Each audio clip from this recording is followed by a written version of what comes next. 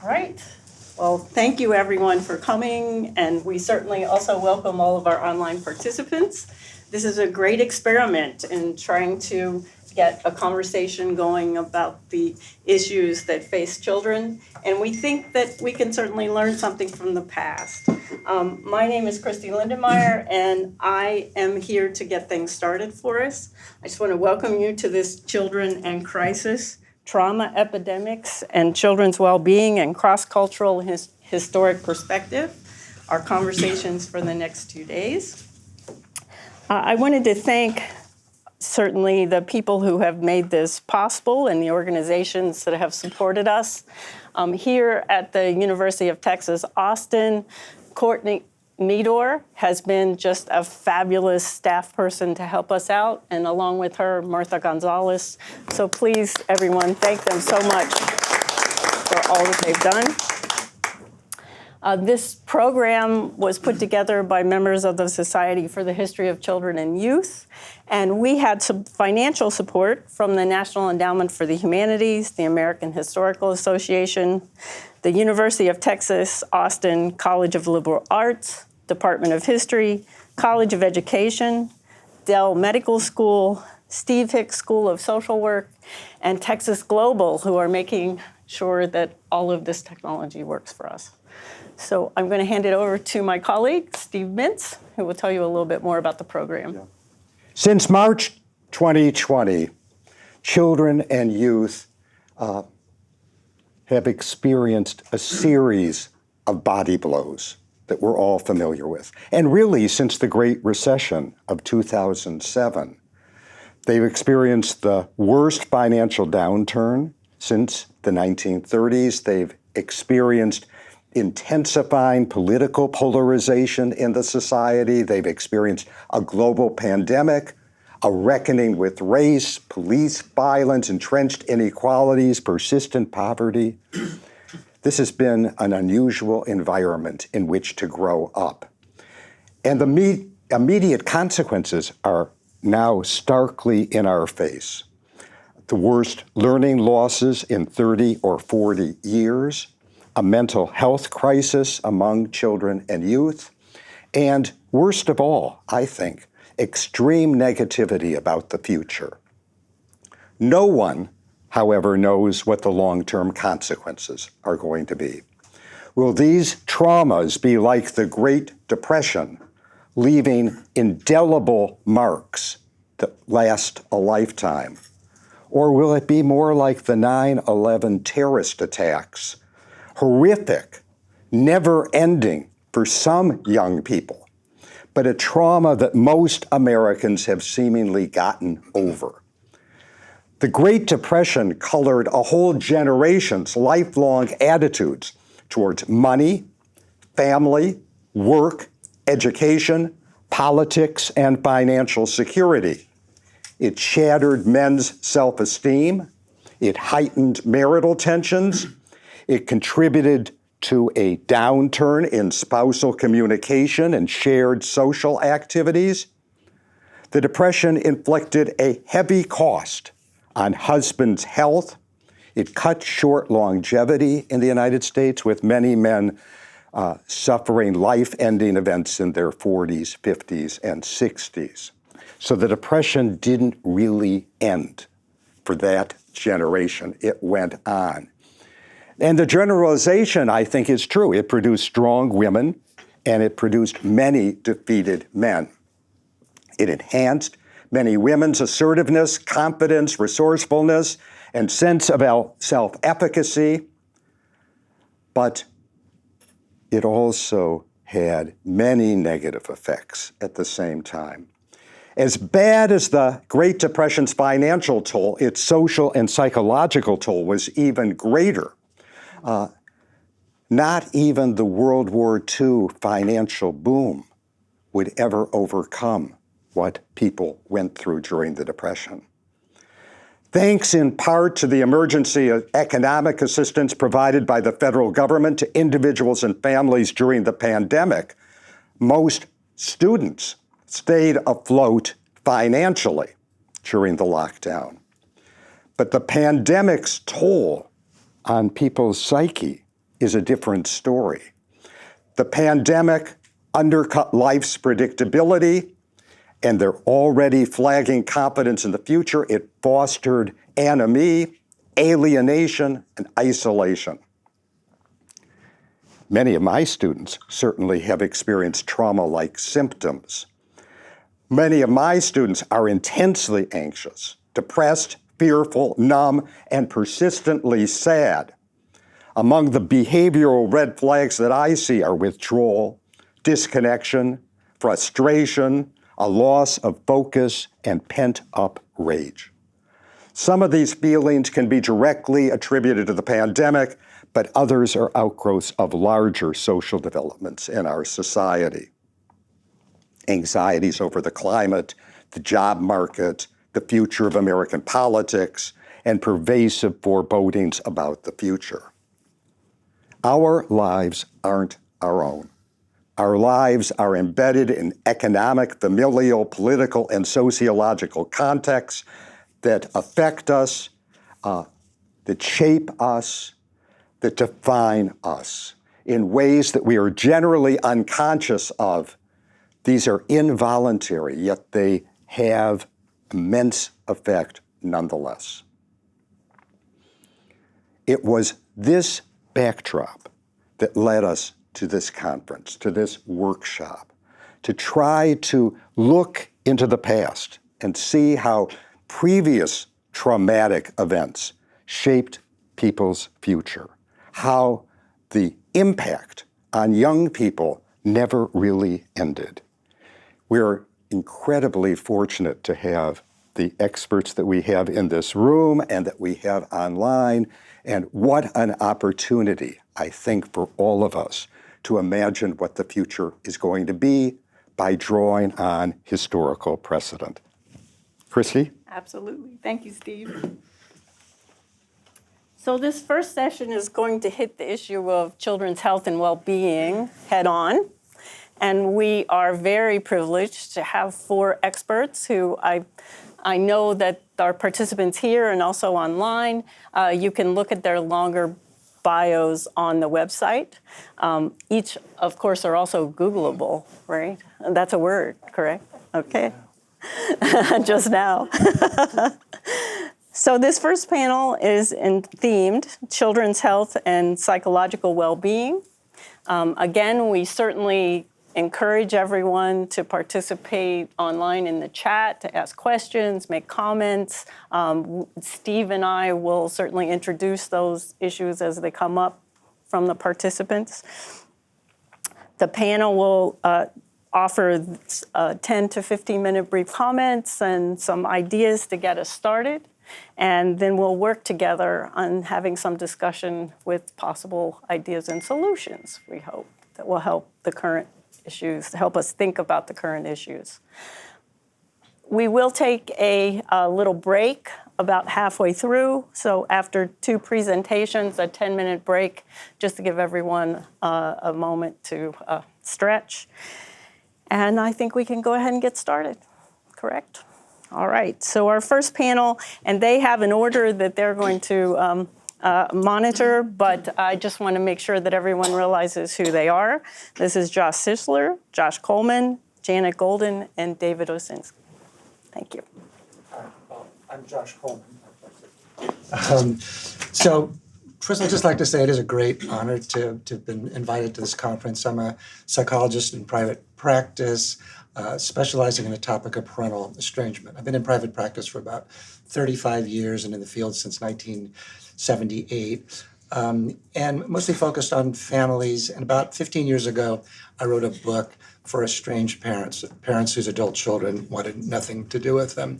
And as a result of that book, I got a wide following of estranged parents, both in the US and in other Anglophone countries.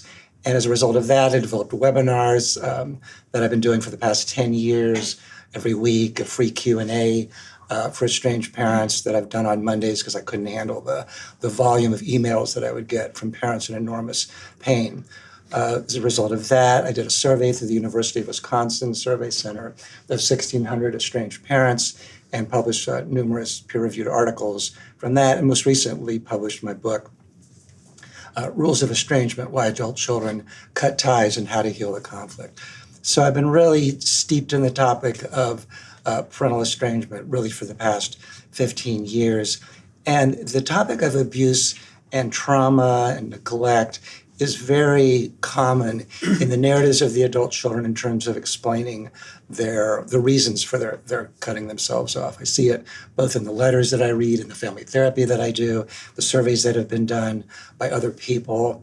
And the topic is sometimes confusing to parents, often confusing to parents, how parents think about the issue of emotional abuse or physical abuse even, certainly emotional abuse or trauma or harm or neglect is often quite different from how the adult child does. Now, obviously, some of these parents are in denial. Some of them can't face the ways that they damage their children, hurt them, abuse them, harm them psychologically or otherwise. But a certain percentage are reasonably confused. So, for example, this is a common kind of thing that I hear from a parent. Emotional abuse, we gave our child everything. We read every parenting book under the sun, took her on wonderful vacations, went to all of her sporting events. Want to know who had an abusive childhood? I did. Violent, alcoholic father, checked out mother. I would have killed if had a childhood like hers. So this is a very common kind of a thing that I see in my practice. And I think there was a study done by, I know there's a study done by Nick Haslam, a psychologist in Australia, called Concept Creep, Psychology's Expanding Concepts of Harm and Pathology. And one of the things that Haslam found was that he surveyed the DSM, Diagnostic and Statistical Manual that we psychologists use to get paid. And he found that over the past 3 decades, at least ending in 2016, there's an enormous expansion over what gets considered to be traumatic, harmful, abusive behavior. So he said there's 2 kinds of creep, horizontal creep and vertical creep. Horizontal creep is a qualitatively new class of phenomena applied in a new context. So, for example, phenomena that might have been previously understood as moral failings, substance abuse, bad habits, eating problems, personal weaknesses, sexual dysfunctions, medical problems, sleep disturbance, etc., now find shelter under the concept of a mental disorder. He also talks about vertical creep, which is where there's an expansion over lowering the threshold of what we would consider to be pathologically dysfunctional, anxiety, depression, etc. Now it's much easier to get diagnosed with those labels. So if you look at the rising rates of psychiatric diagnoses, the War Department Technical Bulletin published in 1943 listed 47 conditions. It's considered the precursor to the DSM, 106 diagnoses in 1952, 182, 1968, 265, 1980, more than 300 in the revised edition of the DSM-4. Along with that, there's broader and more subjective criteria of trauma. Doesn't today, unlike earlier versions, have to involve serious threats to life or limb. Need not be outside of normal experience. Doesn't have to create marked distress in almost everyone. Doesn't need to produce marked distress even in the traumatized person who must merely experience it and describe it as harmful. So there's kind of a good news, bad news to this change. On the one hand, the good news is that people who have been harmed and abused and neglected and traumatized have a much more authoritative platform to talk to their parents or other people. They have much more social authority to cite their therapists or the DSM or other people. So that is the good news. The bad news is that, and I see this a lot in my work with families and adult children, is that they can mislabel normal experiences, the normal slings and arrows of childhood and family conflict, as harmful. So it legitimizes further family division and alienation. So it begs the question of, well, what is a parent's role today? It's different than it was in prior generations. Today, a parent is supposed to create a happy adult. They're supposed to create an adult who's fully outfitted with the social and psychological capital to survive in a constantly changing world. And the moral framework has changed as well. So it's not uncommon for me to see a statement like this from a estranged adult child. I was depressed when I was young and you didn't see it or do anything about it. As a result, I can't have a relationship with you because it's too triggering more importantly, I don't owe you a relationship. So neglect is an even more recent thing that's entered the DSM. And neglect is a failure to commit desirable acts, which is a much more inclusive concept. So, for example, you're wondering why I might have Steven Spielberg's Hook on the screen.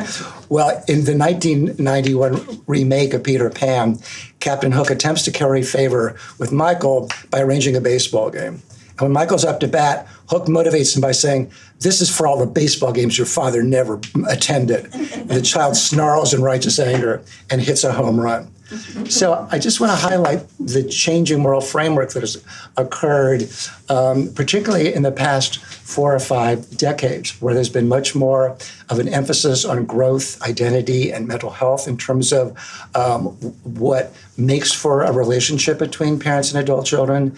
Adult children today, nothing obligates them to have a relationship with a parent beyond their desire to have the relationship. As Stephen Mintz wrote in his book, Prime of Life, no longer do the young long to grow up. Instead, the goal is simply to grow. So there's been the transition from what Anthony Giddens and numerous other sociologists, such as Ulrich Beck in Germany, Pierre Bourdieu in France, Eva Illouz in Israel, all talk about the change from role to self. That as the individual became disembedded from institutions that guided family life for millennia, we became much more preoccupied with our own identity, our happiness, and individuality. We began to pursue what Anthony Giddens refers to as the pure relationship. Pure relationship is the relationship purely constituted on whether or not relationships are in line with my own ideals of happiness and mental health and well-being. So all of this has meant a change in family conflict. Contact with parents today is motivated less by obedience or duty, however problematic that was, than how the relationship makes the adult child feel about him or herself. Does my parent limit my potential, my happiness, my distinctiveness?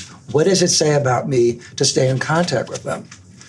So therapeutic narratives have become the way that we make sense of our lives. And from my perspective, there's too much to do about childhood. There's a quote by the Israeli sociologist Eva Illouz that I think really describes it. She says, "Today our lives are imploded backwards. What is a dysfunctional family? It's a family where your needs weren't met. How do you know your needs weren't met? By looking at your present condition."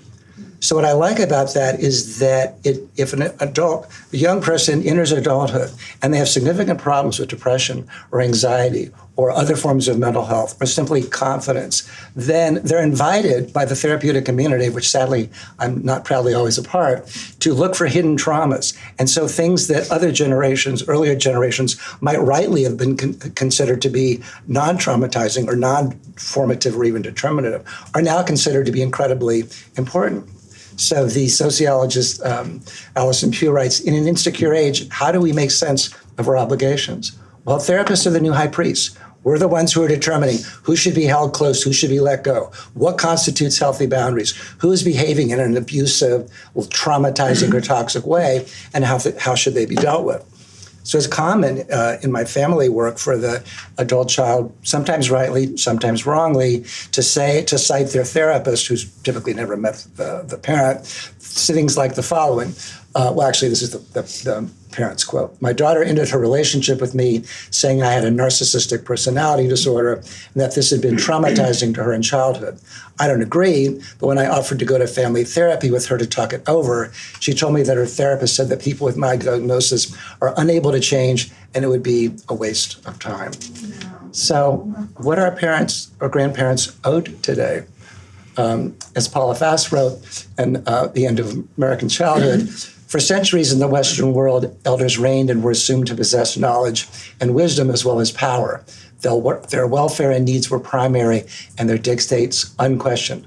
Well, that certainly has changed. Look at this from Parents Magazine, the toddler issue. Family dynamics. Sign your child's grandparent as a narcissist and what to do about it. 4 challenging grandparent styles and how to set boundaries. What to do if you fear grandparents' actions may negatively affect your kid. How do I get my child's grandparents to follow my parenting rules? Why it's okay to cut off toxic family members. So are parents as important as we say they are? Typically, actually not. I mean, the research shows that maybe they account for 20% of the variance. I mean, obviously, if there's trauma, that can account for much more. But as a general phenomenon, genes are important, cohort is important, random good luck, random bad luck is important, neighborhood is important, SES is important, peers are important. So throughout this, there is the misattribution of causality. In Jennifer Silva's study of working class young adults, she gives the following quote: family pathology is invoked to explain to themselves and to others why they have not achieved traditional adult milestones and in that meaning, order, and progress under their experiences of stagnation in the present. Their foundational belief that they are completely and unconditionally responsible for creating a good life leads young people to examine their personal traits and behaviors for signs of weakness that could explain their precarious lives. So they're not looking at the economy. They're not looking at the erosion of democracy. They're looking at the family that they came from. So this highlights that we live in the best of times and the worst of times. The increased research, which we'll hear much more about, and awareness means better ways to intervene, to engage in preventative care and education, but occurs during high rates of loneliness, social isolation, rising rates of mental illness, as Stephen was talking about, and it directs the attention away from more proximate causes of suffering, such as social inequality, decreasing social trust, and erosion of democracy. And it's creating parents who are enormously suffering. These are typical comments. If I get sick during the pandemic, will my son break his 4 years of silence and contact me? Or will I just die alone? How am I supposed to live with this kind of pain if I never see my daughter again? My grandchildren and I were so close, and this estrangement has nothing to do with them. Do they think that I abandoned them? So in closing, I would like to say that as a culture, we become way too concerned with rights, boundaries, gaslighters, toxic people. And I think we have to ask the question, are we, particularly in my field, agents of change or architects of adjustment to the status quo? Research by Iris Moss at UC Berkeley finds that in countries where they pursue happiness in this more individualistic way that we do in the United States, they're much more likely to be unhappy. In countries where they pursue it in the basis of social connection, they're much more likely to be happy. So as Mrs. Dalloway said in Virginia Woolf's book, Mrs. Dalloway, it is very, very dangerous to live even one day, but even more so when we do it alone. Thank you.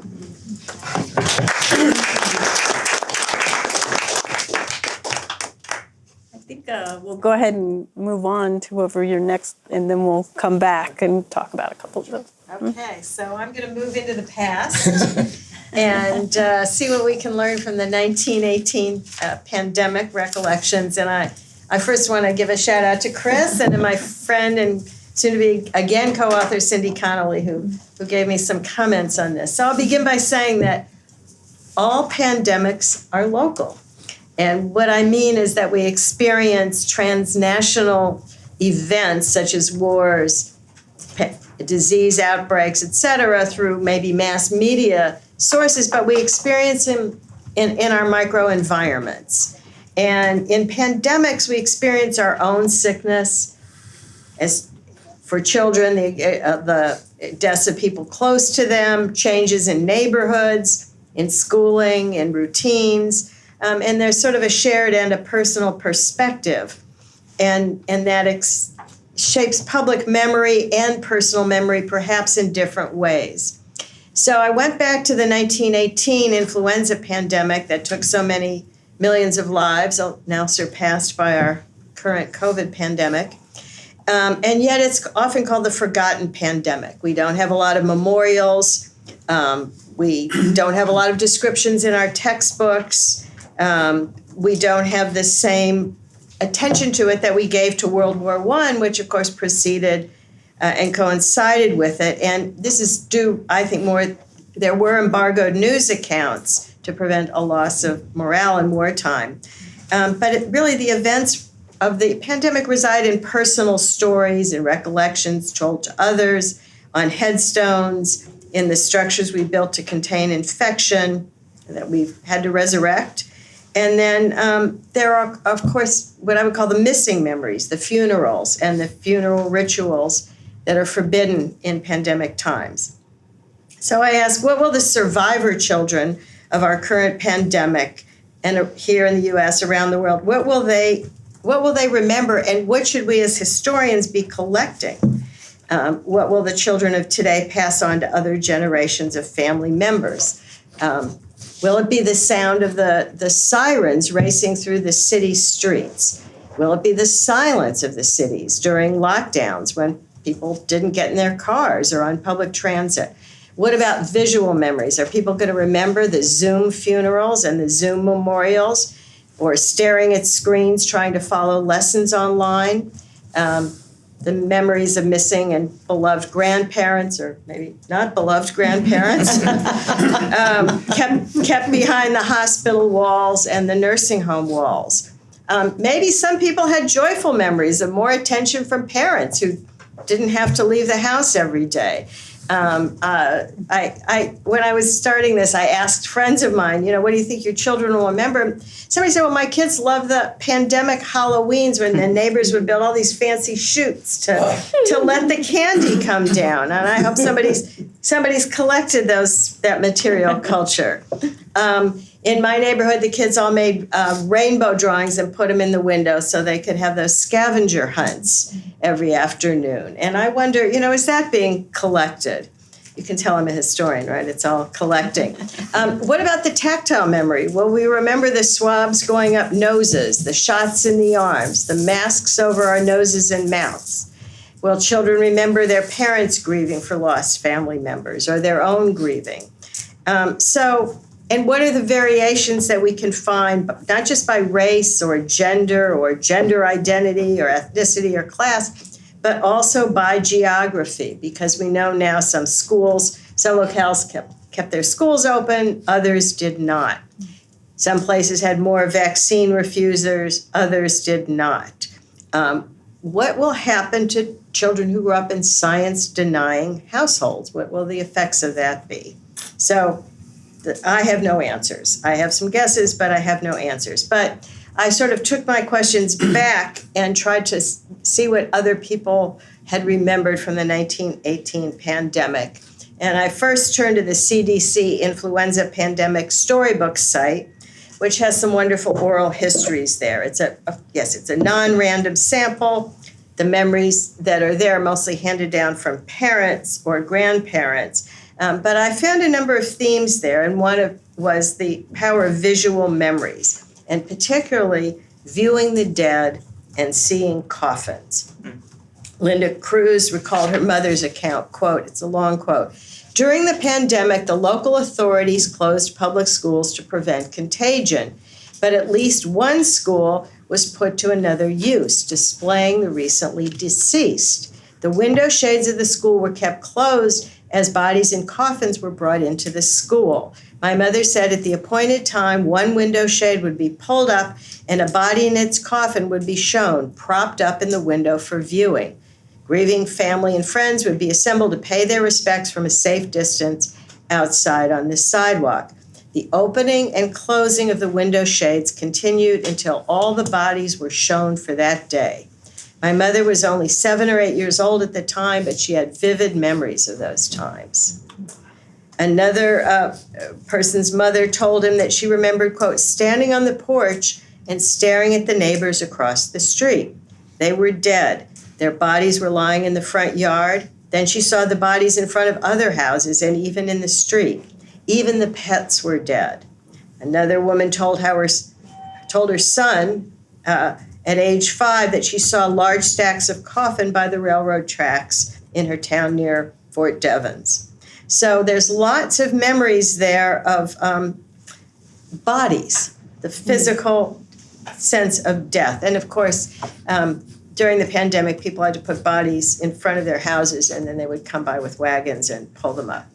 And that led to certain auditory memories. One man told his daughter about his experience at age 7 when he lay on a screened-in summer porch, suffering from the flu and hearing, quote, "the horse-drawn hearse going back and forth continuously day and night, taking the dead to the cemetery." And again, so it's the visual, it is the auditory. Now, not all the memories are correct. One woman's story of being saved by a shot from the doctor while a neighborhood child from the same kindergarten died, is obviously suspect. There were no life-saving shots, and children were not given serum treatment, which was sometimes given to adults. So for me, the 1918 recollections raised several questions in light of our current experience. Did public memorialization of World War I shape children's memories to the extent that it dimmed a lot of memories of the pandemic? Will children of the COVID era have equally sharp memories of civil rights protests in the wake of the George Floyd murder as they will of the lockdowns and the online schools and the illness and deaths of family members? It's interesting to me, both the war and the 1918 pandemic appear in literature, art, and movies, but for the most part, only the war makes it into our textbooks and our reading list. So everybody reads All Quiet on the Western Front, but they don't read Pale Horse, Pale Rider. So we're being taught what to remember. And even though U.S. deaths from influenza were 10 times higher than deaths in the war, we're taught to remember the war. And adults, of course, produce the cultural responses. And so we as adults have to locate the material from the pandemic, and we have to save it. So another thing I've thought about, kind of thinking through the data, is 1918, of course, the overall picture of child health was very different. Children often faced illness and death. Individuals between the ages of 20 and 40 and under age 10 had the greatest spike in deaths from pneumonia following the influenza. But many children were orphaned by disease.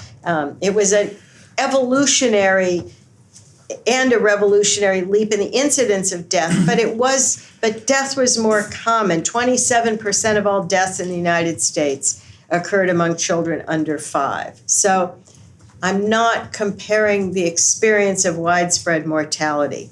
To look at that, I chose Chicago because they have very good records. It's not I have some love of Chicago. But if you think about the 1918 pandemic, and I think this is what you were getting at with our 27 crash, in Chicago there were smallpox outbreaks kind of ongoing between 1901 and 1905. There was a localized typhoid outbreak in 1916. There was a polio outbreak in 1916 and 17. And in 1918, before the pandemic began, the city was busy getting ready for what they called, quote, an impending epidemic of smallpox. Now, in that case, much of it was averted by a vaccination campaign targeted to minority neighborhoods and to school children. And if you were a vaccine refuser, you didn't want your smallpox vaccine, you had to stay out of school for 20 days following any exposure. So the question is really, do we want to look at morbidity? Do we want to look at mortality? Do we want to put the disease in a larger context? The years preceding 1918 pandemic had a very high prevalence of pneumonia and influenza-like respiratory diseases nationwide. So maybe that influenced how people thought about that. One thing that does change then is that 1918 made influenza a reportable disease that used to be called a, quote, impure air disease. And so hospitals, dispensaries, institutions had to report it, and school absences could be tracked. Now, during the 1890 pandemic that preceded it, young children had the highest rates of death. But as I said earlier, in 1918, it was for children under 5, the death rate was 21.7%, as compared to 43.4% in 1890. So it wasn't as deadly for children.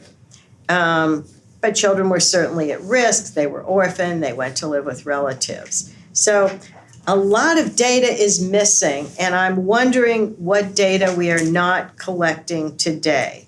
Now, I'm not saying that all the answers lie in the data, but it's something we have to collect. So then I turned to the internal reporting of the Philadelphia Hospital Children's Ward in 1918. And again, this gets at some of what you've all said earlier. It was the social work reports from Ward G of the Hospital of the University of Pennsylvania. And it was done by a social worker, what was then called a children's worker, Helen Lois Jones. So it's not medical records, but it's recounting the influenza and the deaths and the other deaths and the ways in which children lived. So for summer 1918, again, before the pandemic, she wrote, quote, "The ward was filled with children who had influenza and pneumonia." That would then be called probably summer flu, and it's sometimes deadlier than the winter flu, she said. So she didn't know what was coming, but she saw this spike from something else. The ward, of course, had people with rickets, chorea, tuberculosis, typhoid. And three things that you can glean from looking at these records, I think, are relevant to us today. First, the problems of poverty and housing shaped children and family lives before and most visibly during the pandemic.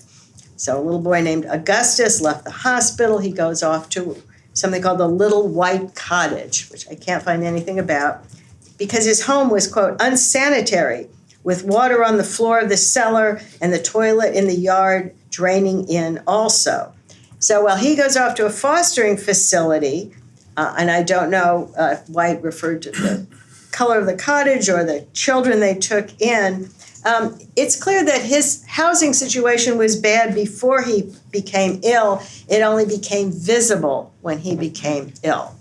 Another point that I found in the records is, of course, the social safety net was full of holes, and the problem of accessing childcare was acute. I guess that sounds familiar. During the pandemic, young children ended up being placed with untrained caretakers or in institutions or with relatives, but there was no real system in place. As the report noted, quote, "In one instance, because of the death of the father, arrangements had been necessary by which the children might be placed temporarily so that the mother might work. In others, the mother has died, leaving the father helpless and glad of aid in planning for the children." So the mother of 9 dies, the eldest child's in the Navy, the father has to go to work, so they have to get an aunt to come in and quickly train them. Another 2-year-old is being cared for at home by a 9-year-old until they can figure out what to do with him.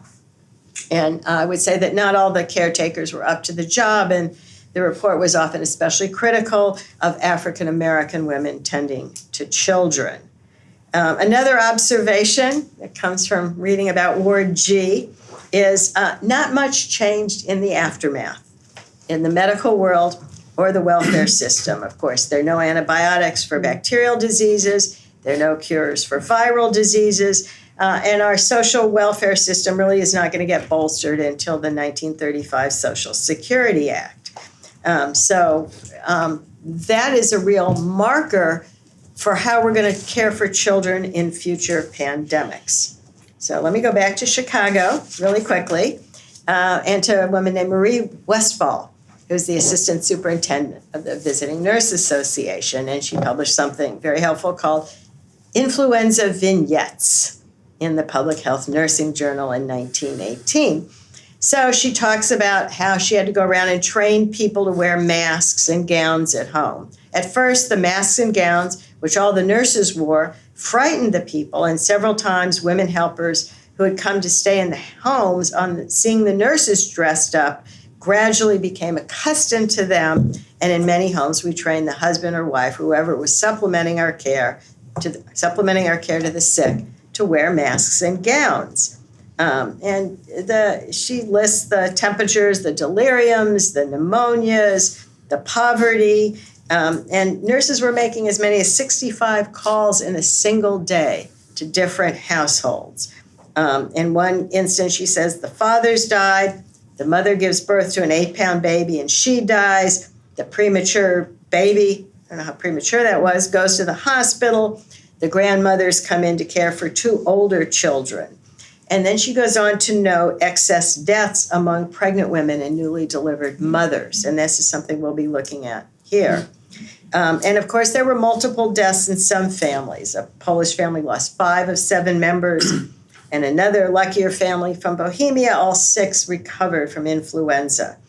And what I want to draw from this is the importance, the absolute need to look at nursing accounts and nursing histories then and now, to learn what children experience, children who could not speak for themselves. In 1918, we really couldn't do much medically, and ill children only got relief from nursing care. And yet, historians have written a lot about nurses in World War I, about the Red Cross, about visiting nurses, about hospitals, but we really have not looked at nursing records, and particularly at children. And this is a pivotal time because in nursing history, as well as for children being nursed, because, I don't want to say thanks to the war, but because of the war and the influenza pandemic, for the first time there are a lot of new opportunities for African American nurses. So there's material there that has yet to be explored.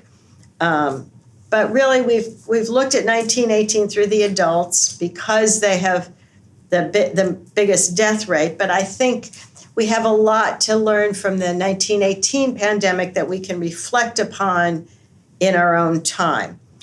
So I'm just going to close with a question, which I'll let everybody else answer.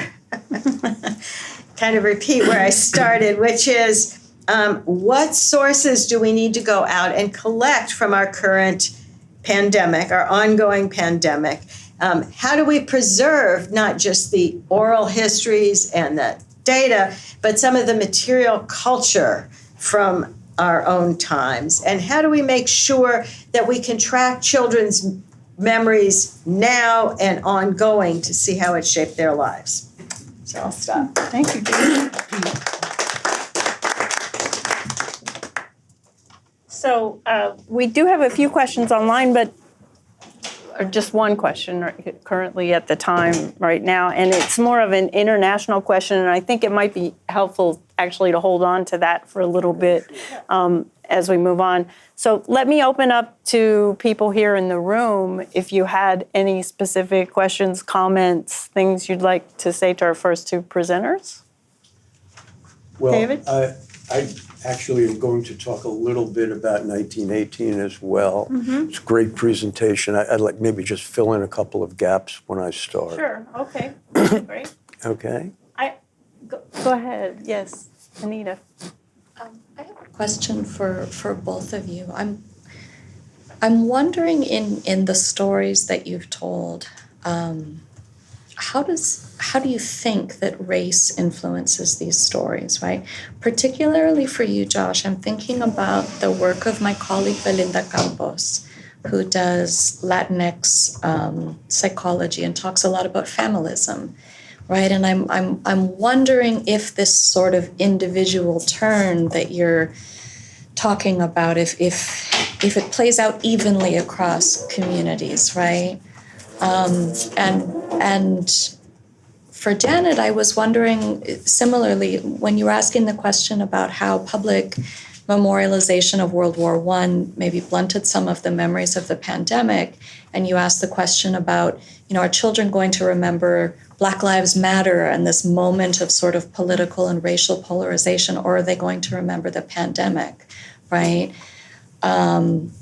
And I thought of the individual turn that you mentioned, right? Like, I wonder if, because our culture has taken this overly sort of individual turn, does that predispose us to remember the pandemic because we all experienced it personally? But then I also wonder for Black children, are they going to remember Black Lives Matter more than the pandemic? I'm just sort of wondering how race is inflecting these stories. Sure, I can go first. No, it's a good question. I would say the vast majority of my clients and the people in my study of 1,600 estranged parents are all Euro-American, largely white. I don't think I've worked with one Latino family, maybe a couple of African American. I'm seeing increasingly Asian, both South and East Asian families, but not nearly at the numbers. So it's definitely a majority of white families. So it's a good observation. Yeah. Any thoughts, Janet? I share your questions, and I have sometimes wondered, I know that sort of the cross current of which schools stayed open in which neighborhoods. I know in Florida, they didn't close schools, so the Latinx population was in school there. In Philadelphia, they were not. We have a large African immigrant population. They were out of school there. In other cities, they were probably in school. And then, of course, we're a majority minority city, or I guess it depends on the census. But, black and white neighborhoods, how they experience things differently, and is it shaped by how many family members you lost, how much income you lost, how responsive the city was to broader communities. Yeah. So I just don't know, and I think, I guess in cities, I know I'd say in Philadelphia where I live, the Black Lives Matter and the George Floyd killing and the protests and all that's probably children experience that much more than they would in central Pennsylvania, right. So geography really matters a lot there. But I really don't know how to do the cross currents, maybe because I'm a limited medical historian, of the sort of medicalized experiences or medically shaped experience and the schooling shaped experiences for children, and then how that intercuts with different groups. Well, I guess it comes back to what you said about how all of these large epic shifting events are experienced locally, yeah. Right?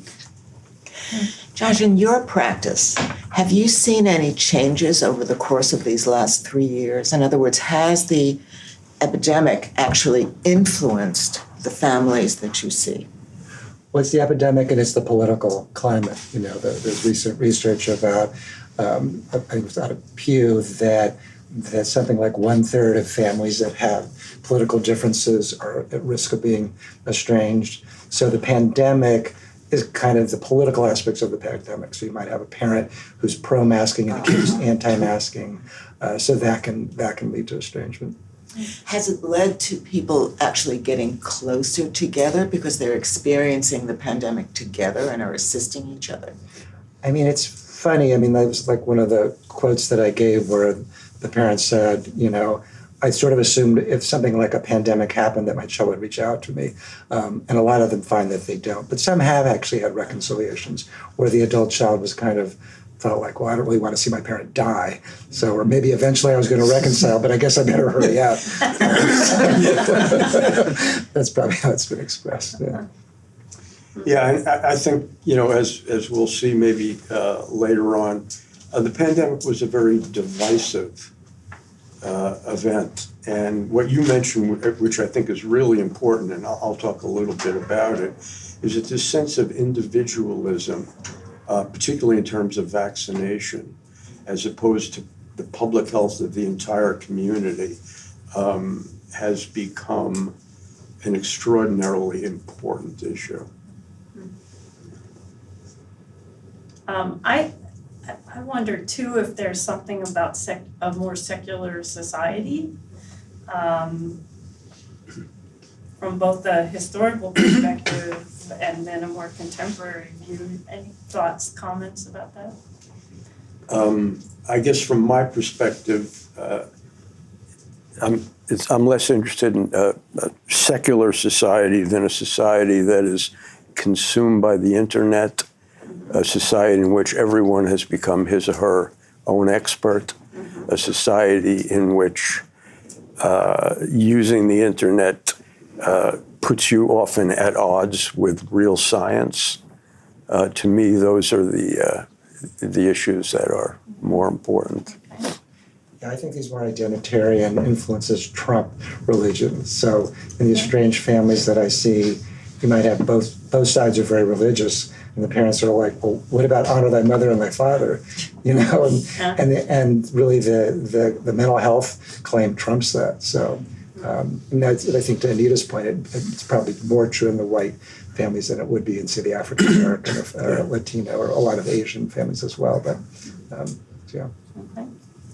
Anita, one thought that occurs to me is there's been some recent scholarship on the Day of the Dead, which was exclusively a family tradition, but which has now increasingly become a public commemoration.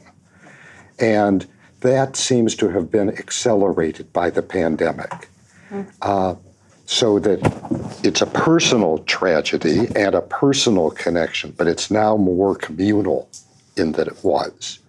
And that's, of course, largely ethnic, largely confined to Latinx families, but it's symbolic of something, and we don't seem to have a lot of parallels to that in other communities.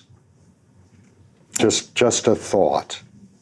Just though as a sort of simple idea, in 1918 it was more common, at least letters that I read to the Children's Bureau, for people to say it was God's will, or if it's not God's will, what can I do to do something more modern to prevent the death of my child, the illness of a parent, or do you think that that's an issue or not? Having written about sort of medicine and science, I don't think that there is oppositional for much of our history as they've become in this internet age of, I can get online and doubt a vaccine, as you said, but I don't get online and decide to become an atheist. Okay. There's the tradition, they coincided and they were mutually reinforcing for much of our history. But the turn from science, or the turn to every man his own doctor model is, and that's a quote. I didn't make that up.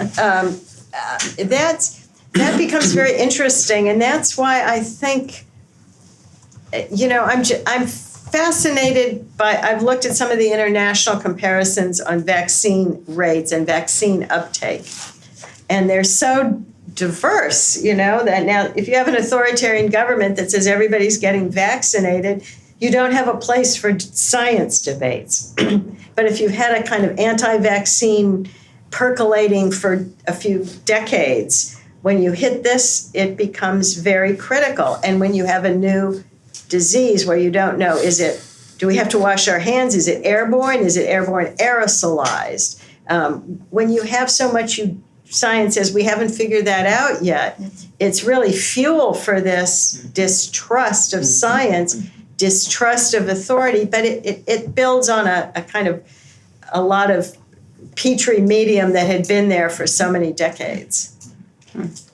Does it go back further, right? I remember a conversation I had with a friend of mine in 2008 or 2009, and I hadn't realized just how politically different we were. I was working on my first book, and she said something about how, she'd read a book that she'd bought at Barnes & Noble's on the same topic, and how was what they had to say any different or any less valid than what I wrote. And so I sort of attempted to explain to her, well, what is the peer review process, and why is it that a scholarly book is different from a popular book? And she was really offended by that and was like, well, why do you think you know more than I do about history? I'm like, well, because it's my job. And I remember saying to her, well, would you doubt your doctor's, ability to make a medical diagnosis over your own ability? Well, that's different, but not necessarily, right? And I remember thinking at that moment that I thought of de Tocqueville, and I thought of anti-elitism and anti-intellectualism and how embedded that is in American political culture. And I wonder if this is tied to is the latest expression of that, right? I think the answer is, to some degree, it's always been there.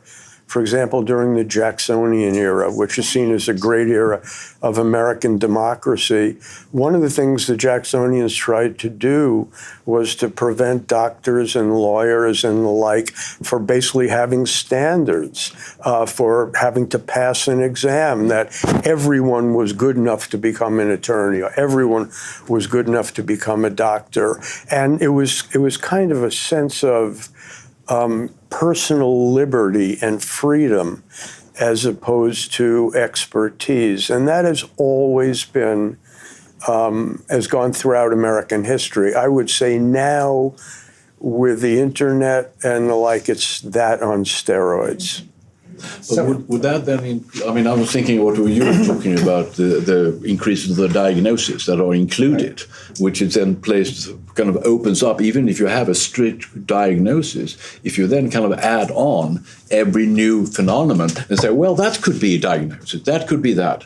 And that brings the issue whether that is a part of anti-intellectualism is actually that you do have to accept everything. You do have to say, well, okay, your opinion is as good as mine, and actually we could do that a diagnosis. Well, so, which actually brings up the issue about what makes this authoritarian kind of gatekeeper organization saying we have to have that diagnosis, that included. I mean, what makes them do this? I mean, what is the kind of historical context of accepting all these new things, which then plays out? But you know, a diagnosis in the United States is a pathway to an IEP if your child has special needs. If you don't have the diagnosis, there are all sorts of resources closed to you. Mm-hmm. So when you can expand from a disease to a syndrome and broaden the criteria, you have more access to services. Exactly, but that's exactly why my question is why does this organization, I mean, who is competing about the right to allow this? I mean, what are the professional groups, and also how, because that's what happened also in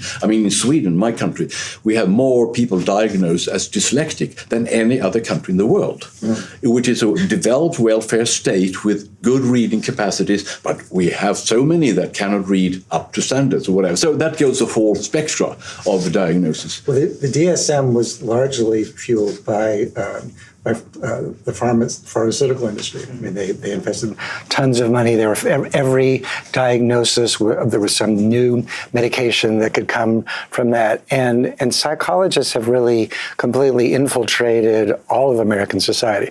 You know, we're in the legal frameworks, or we're in schools, we're in the military, we're in corporations. So that's part of the influence of psychology in the United States, anyway.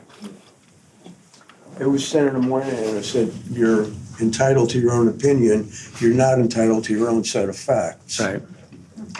And that is one of the dilemmas, I think. That is one, and that is blurred between the two things. You bet. Yes. Yeah. But I'm curious, for the two Europeans, is there a similar kind of an intellectualism currently there, like we have in the United States, or is it? It seems like it's a little better preserved, but I could be naive. Well, I think it's similar. I mean, there it goes to the term. I mean, even though I don't think that things only spread as such, but there is a certain thing that goes on in America will spread. And DSM is very important also for the development of that kind of stuff in Europe, and because it feeds into the discussion between psychologists and psychiatrists and other kind of professionals. But also what I'm interested in is in competing professionals.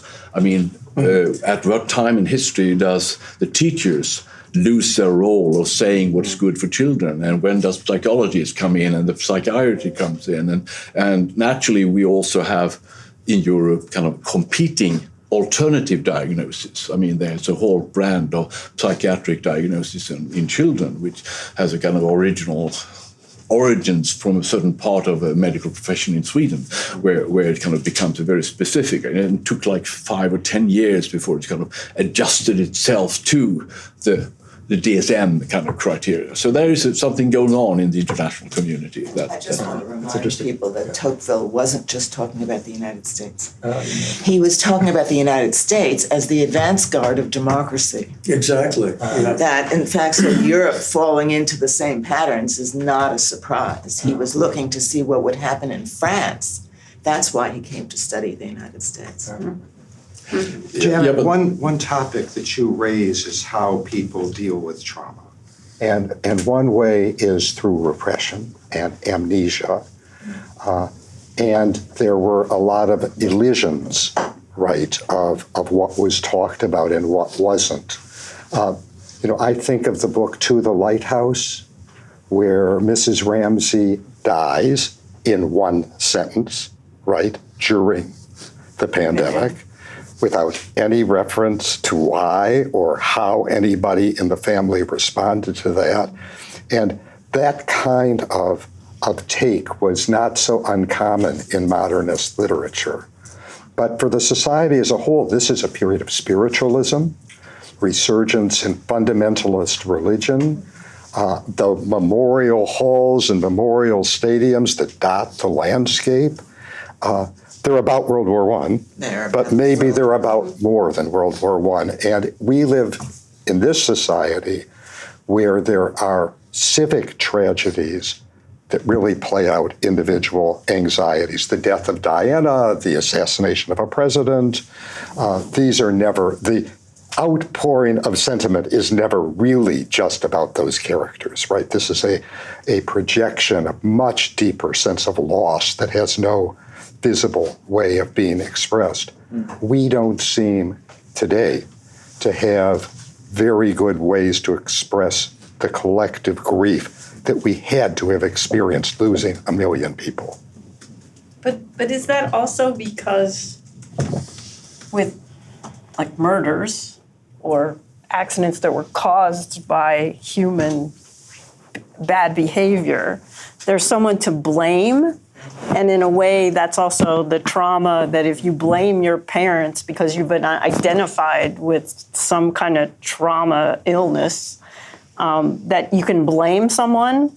But if it's a pandemic, I mean, we've been looking for where it started and who was responsible, and then there were all these conspiracy theories about that. And when those have kind of been put to sleep, we'll just forget about it. Well, But then that's why you have the discussion about the conspiracy.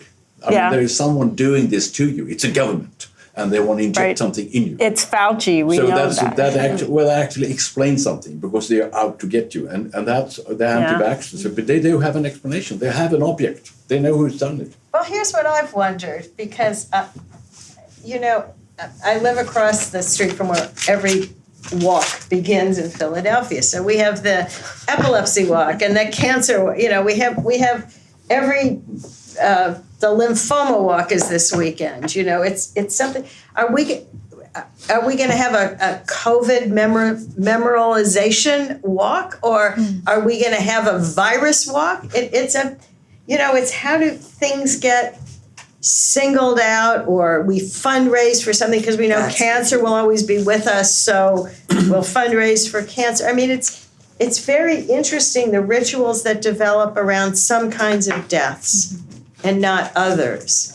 But I will say one thing that I observed in 2021, Rose Hill is the largest cemetery in the United States. It's in Los Angeles, and it's separated by ethnic groups. So of course, if it's Mexican, those are very decorated graves in certain ways with the empty bottles and the whatever photographs. And then if you go to the Filipino area, those are decorated graves, but in a different way. And the Buddhist section is very different. But I feel like I wanted to, I didn't do it, but I wanted to go around and take pictures of some of these graves and the material objects from the young people that were at those grave sites, and I just sort of worry about what we'll collect and how we'll remember through what we've collected for these child deaths and these different decorated graves. I just don't know. Interesting. Because it's been so politicized, is that why you wonder about that? Mm-hmm. With COVID, that's why you're asking that? I'm just asking. No, but Well, to get to your question, which was an interesting one, conspiracy theories abound about COVID, but because there are conspiracy theories does not mean that we should not get beyond them to look for the truth. We do have to know where COVID came from, where that virus came from. Did it escape from a lab? We do have to know that. We do have to hold the Chinese feet to the fire for being so slow to allow vital information to come about, to handcuff the WHO. Those are things that must not be repeated. The problem is they get so involved in these crazy conspiracies that people just sort of cast them aside. And that to me is probably the biggest danger of conspiracy theories. Yeah, exactly.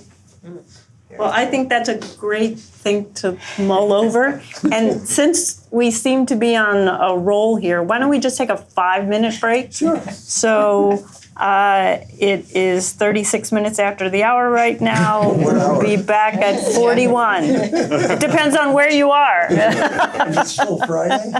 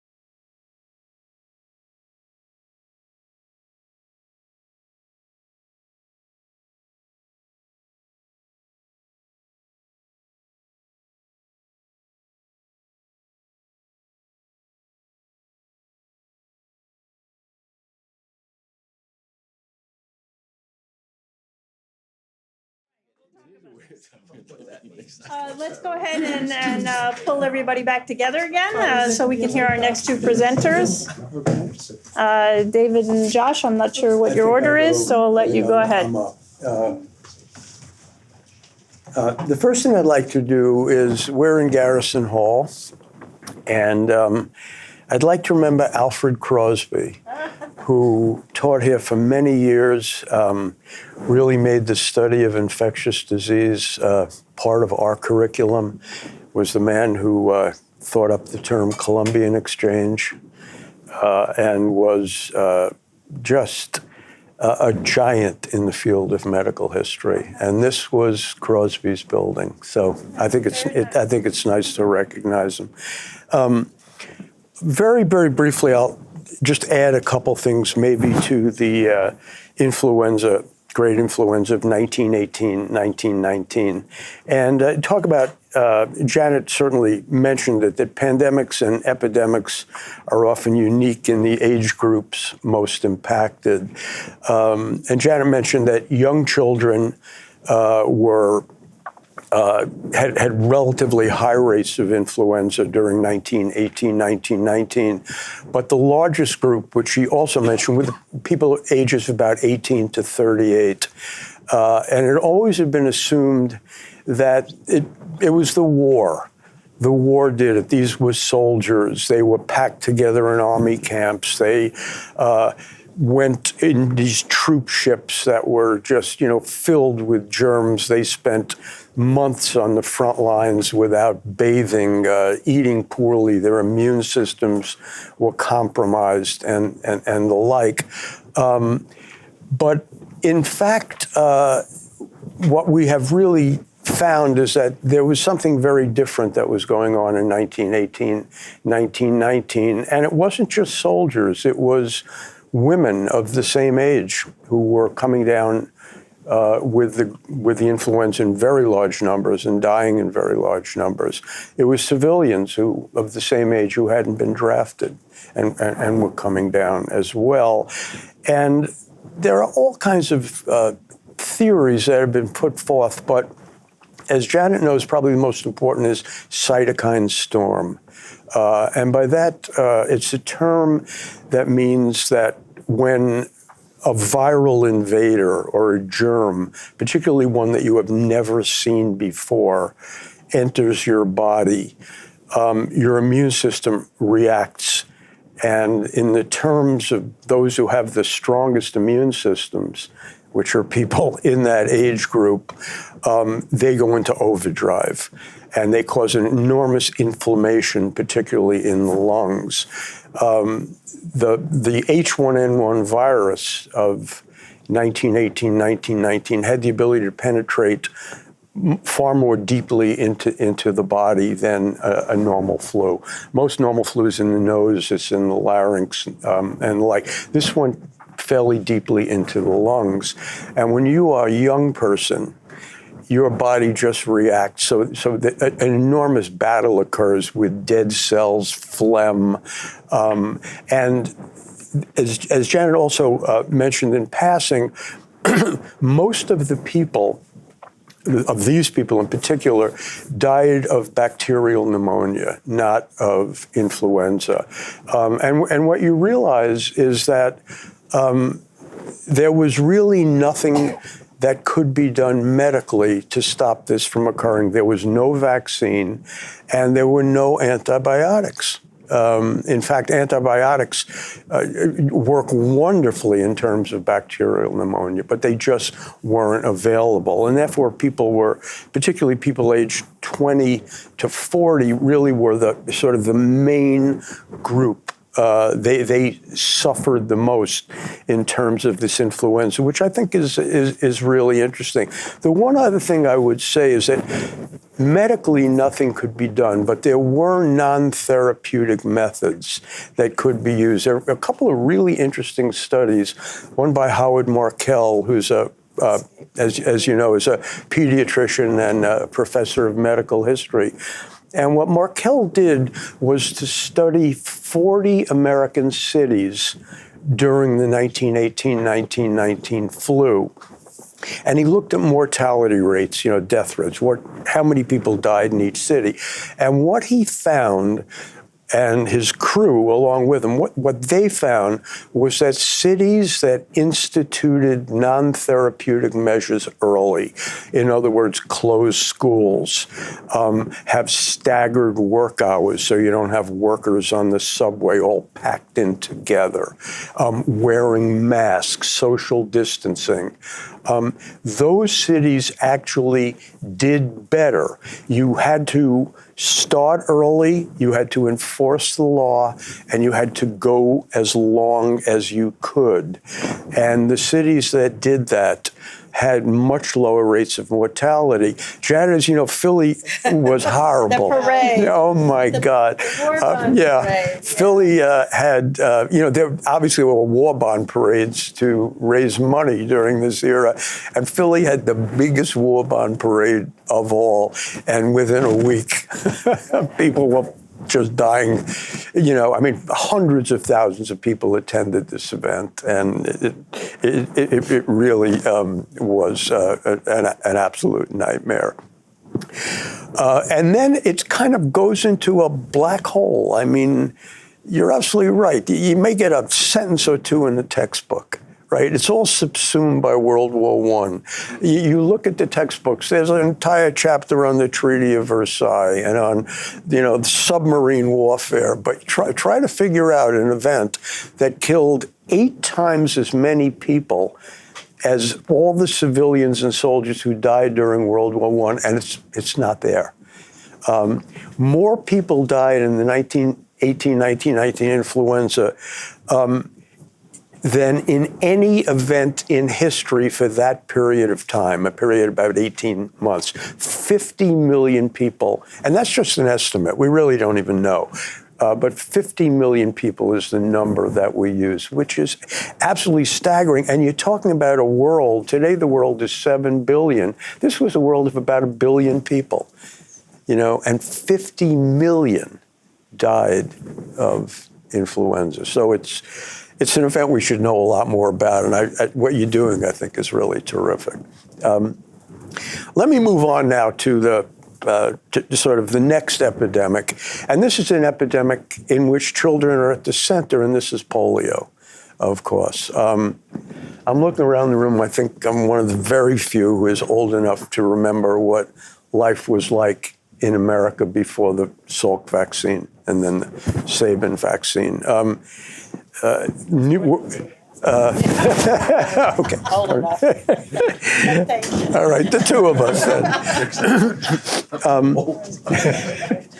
Where I grew up in New York, the newspapers starting around Memorial Day would put like baseball box scores in the newspapers of the number of kids who had gone into polio wards in the hospitals in New York City. And you see the numbers would start to rise in June, get higher in July, really peak in August, and then after Labor Day, the numbers would come down.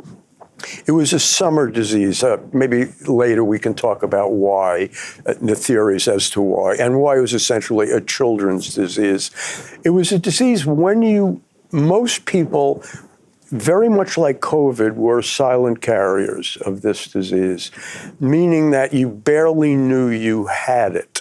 So maybe 1 out of 200 children who were exposed to the virus and got a case of polio would be paralyzed, and an even smaller number would die. But when you're talking about the baby boom, with millions of kids being born each year, the numbers were fairly significant. I can remember going to school before 1954, first grade, kindergarten, and you would come back and there'd be kids in leg braces, there'd be kids in wheelchairs, there'd be the occasional desk where the child had not made it through the summer. I remember my mother and everyone else, all parents would give their kids a polio test. Could you put your chin to your chest? Could you touch your toes? And the slightest, sense of muscle ache or stomach upset would absolutely cause a panic. And polio is a very visual disease, meaning you can walk into a restaurant, you may not know who has a heart condition, but you sure knew who had polio. And what happens, and because it's a children's disease, it's the absolute opposite of 1918, 1919. The largest public health experiment in American history occurs, and I'll get into that in a second. And probably the gold standard of charities, the March of Dimes, started by Franklin Roosevelt, becomes this enormous money-making machine in which everyone is giving. No one's too poor to give a dime to help a kid walk again. And they raise hundreds of millions of dollars. The March of Dimes raises more money in the 1940s and early 50s than every other charity combined, with the exception of the American Red Cross. And this is for a disease that obviously affects children. You could be a hands-on parent, a hands-off parent. It doesn't matter. You cannot prevent that. You're going to need a prevention like a vaccine. There's no other way to stop it. And once you get it, it's irreversible. In 1954, the March of Dimes, with virtually no government intervention, the March of Dimes held the largest public health experiment in American history, in which close to 2 million children were volunteered by their parents. Paul, are you one of them? Okay, a polio pioneer. I was 1 year off. I was 1 year too old to take part in that, but you must remember it well. It was, can you imagine today, millions of parents volunteering their children for a vaccine? No one knows whether it works. No one knows how safe it is. It was a matter of risk versus reward, and people understood that very, very well. This was a double-blind study in which half the kids were given the real vaccine, half the kids were given a look-alike placebo, and then there were some observed controls as well. Jonas Salk actually was vehemently opposed to double-blind, meaning that neither the kid nor the caregiver knows who's getting what.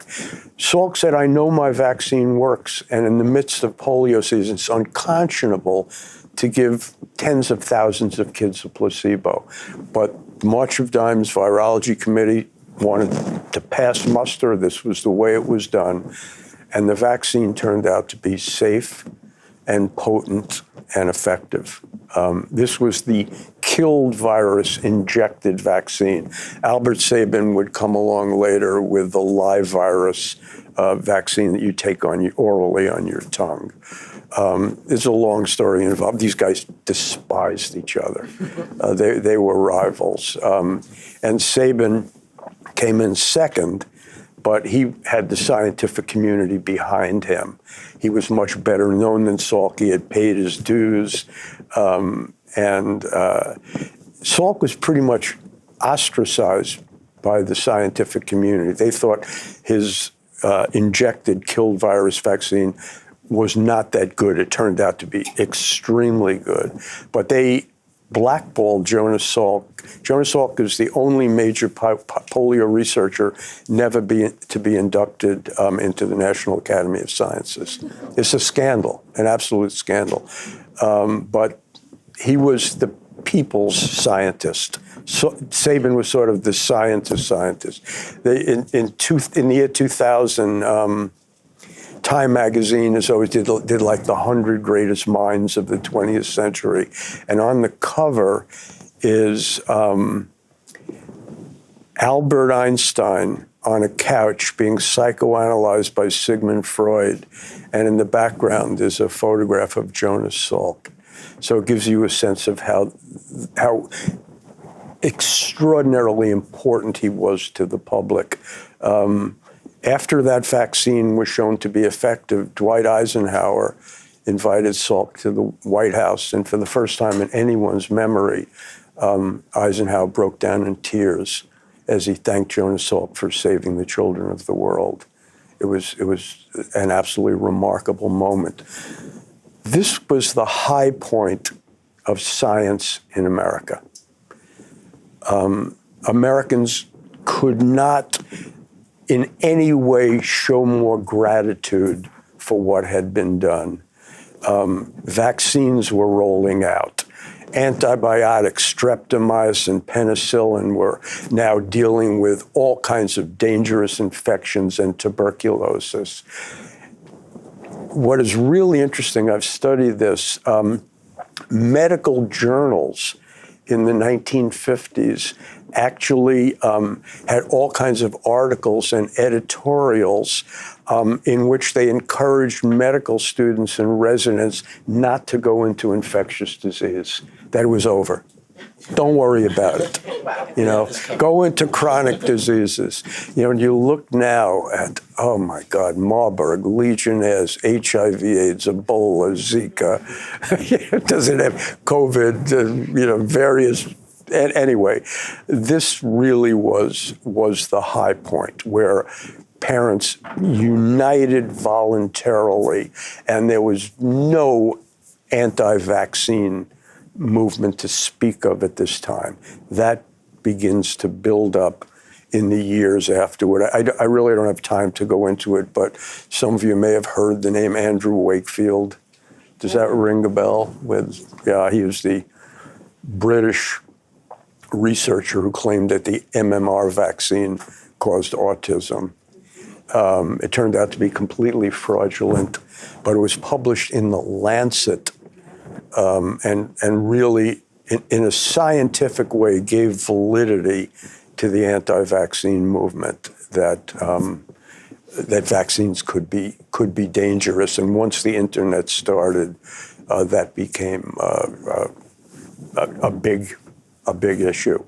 Let me move on now to today and how things have changed so dramatically.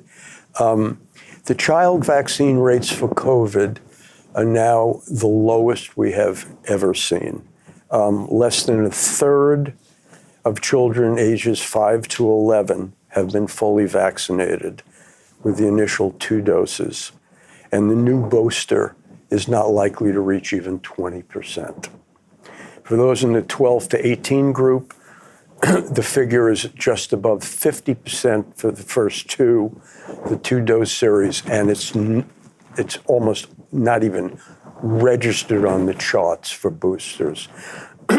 And for the rest of us over 18, 78% of the American population has had 2 doses, with a much lower figure expected for the booster. And the question is, what's going on? I think that's one of the things we really have to look at. Is anti-vaccine sentiment, hesitancy and denial taking over, especially regarding parents with young children? This would be both big news and very dangerous. Let me try to lay it out in a way that is as objective as I can.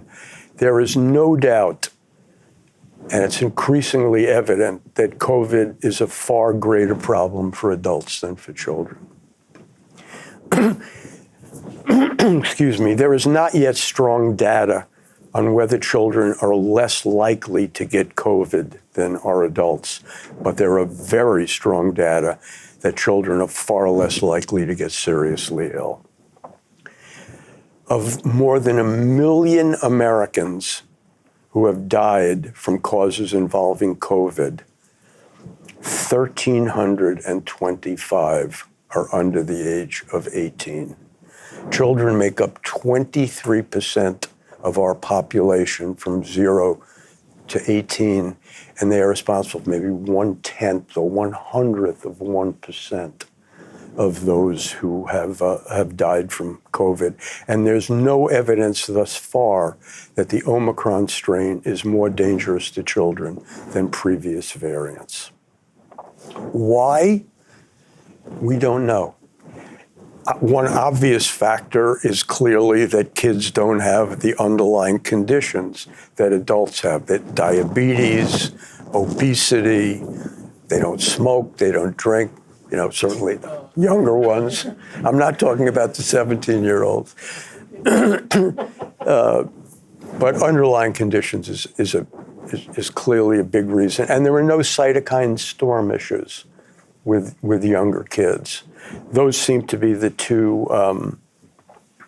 biggest factors that we know of. And there may be issues involving what is called immunity, which is innate, and immunity, which is adaptive. Adults tend to have more adaptive immunity, so you call them sort of the secondary forces. Once the viral vector hits your body, but we don't know. And there also have been very, very slight safety issues.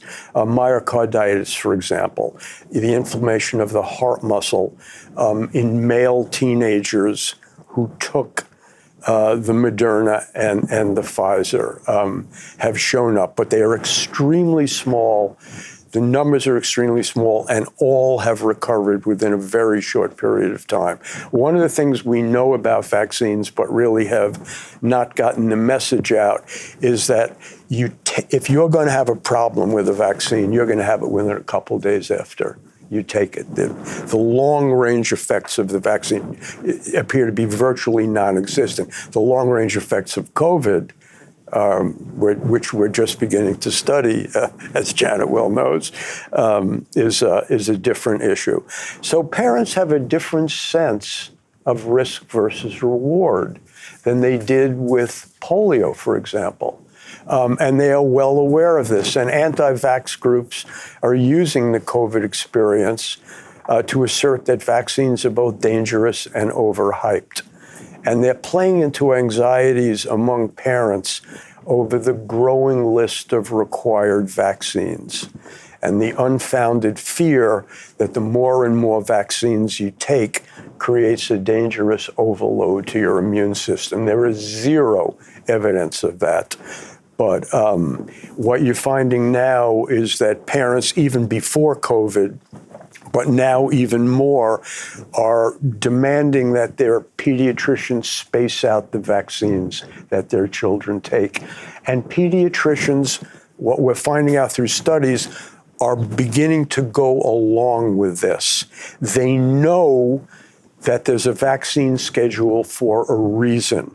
And you want kids vaccinated as early as possible so they won't be exposed to the illness before they are vaccinated. And they also know that there are certain vaccines that when you're older, the reaction to them can be greater as well.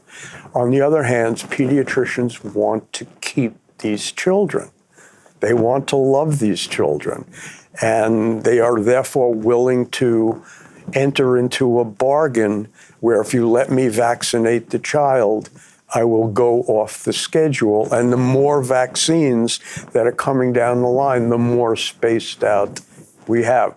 I know pediatricians in New York City who will refuse to treat children who are unvaccinated. They will have a conversation with the parents, and if they cannot convince the parents, they will basically say, here is a list of 6 or 7 other pediatricians in the neighborhood who will deal with you. They feel that they cannot do their best by the child, and they also fear that an unvaccinated kid coming into an office can raise problems for other unvaccinated children in that office. This may work well in New York City, but if you're a pediatrician in Gillette, Wyoming, and you say, I'm not going to treat your child, the next pediatrician may be 300 miles away. So these are all things that are now really being debated.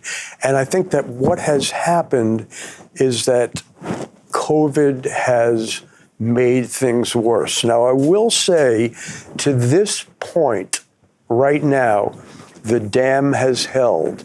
There has been no drop in the United States regarding the rates of vaccination for polio, Hep B, MMR, chickenpox, and the like. The national percentages are still over 90%, which provides herd immunity. However, there's been a huge drop-off in what are called recommended vaccines, HPV, and now the annual COVID booster is recommended by the CDC and by the pediatric societies, but it is not mandated. Let me just give you one example, and then I think I've spoken long enough. In about 2015, there was a serious measles outbreak in California. Started in Disneyland, spread through California and elsewhere. And it was clear that not enough parents were vaccinating their children for measles. Measles had been declared eradicated in 2000, but there were pockets, particularly, you might have 92% immunity nationally, but you could be in, yes, thank you, Sausalito, right, and the numbers are much lower. So you will have these measles outbreak. A courageous pediatrician named Richard Pan, who is also a state legislator in California, used these measles outbreak to go before the California legislature and demand that all exemptions for vaccines be removed except for a medical exemption, which has to be given by a physician. There'd be no more religious exemptions, there'd be no more philosophical exemptions. That was it. As you could expect, the anti-vaccine movement rose up and did everything it could to stop this law, which was passed, S-277. So California now has on the books that mandated traditional vaccines like the ones I mentioned. If you want to send your kid to public school, private school, daycare, the child must be vaccinated against these diseases. The anti-vaccine movement was so furious that it tried to get a ballot amendment, which you can do in California, ballot initiative, as you know all too well, and they couldn't even get enough signatures to get it on the ballot. Fast forward to COVID. Dr. Pan is still in the legislature, and he, with Gavin Newsom's approval, Governor Newsom's approval, tries to put the COVID vaccine on the mandated list for children. And the outcry in California, not just among anti-vaxxers, but the outcry among parents was so great that Pan and Newsom immediately backed off. And it's now become a recommended vaccine rather than a mandated vaccine. That is really where we stand today. And let me end by telling you what my great fear is. My great fear is that the anti-vax movement is going to use the political divisiveness and sort of the growth of skepticism over two very, very good COVID vaccines. And they are going to push to end mandates for traditional vaccines, for polio, for MMR, for chickenpox. I think it's just a matter of time. And the way they will start doing it, and they have already started, is to make certain that there are mandates there are exemptions, there are religious exemptions, there are philosophical exemptions. In the state of Texas, if you have a philosophical opposition to vaccination, you can fill out a form and you can avoid vaccination for your child. And my sense is that is going to be the next real battleground. I don't think, as Biden found out and the Supreme Court affirmed, you're not going to get mandates for the COVID vaccine. That is over. You remember Biden tried it for companies with more than 100 people, and it just didn't fly. My great fear is that polio may be next, and MMR after that, and chickenpox after that, that more and more people are going to be able to legally opt out of these vaccinations. And what you are going to see is a drop in herd immunity to the point where children are going to be at risk for diseases that we thought ended long ago. There was a case of polio in New York State last month. It's the first time in 40 years, and it was someone in the Hasidic community, an unvaccinated adult who was actually paralyzed. Is that a forerunner of what we're going to see in the next 8 or 10 years as vaccine mandates are assaulted and vaccine exemptions begin to rise? I think we are really at the tipping point right now. I think COVID has exposed this. And just to wrap it up, I fear for the future, for our children. Thanks. Okay. Could I just Boy, that was a downer. wasn't there some issue about the Sabin vaccine recently? Yes. So that is also going to play into It that. is. So in a nutshell, Paul, here's the issue. The Salk vaccine is killed virus. So if it's produced carefully, and it has been for the past 60 years, you can never get a case of polio from the vaccine. Sabin virus is live virus.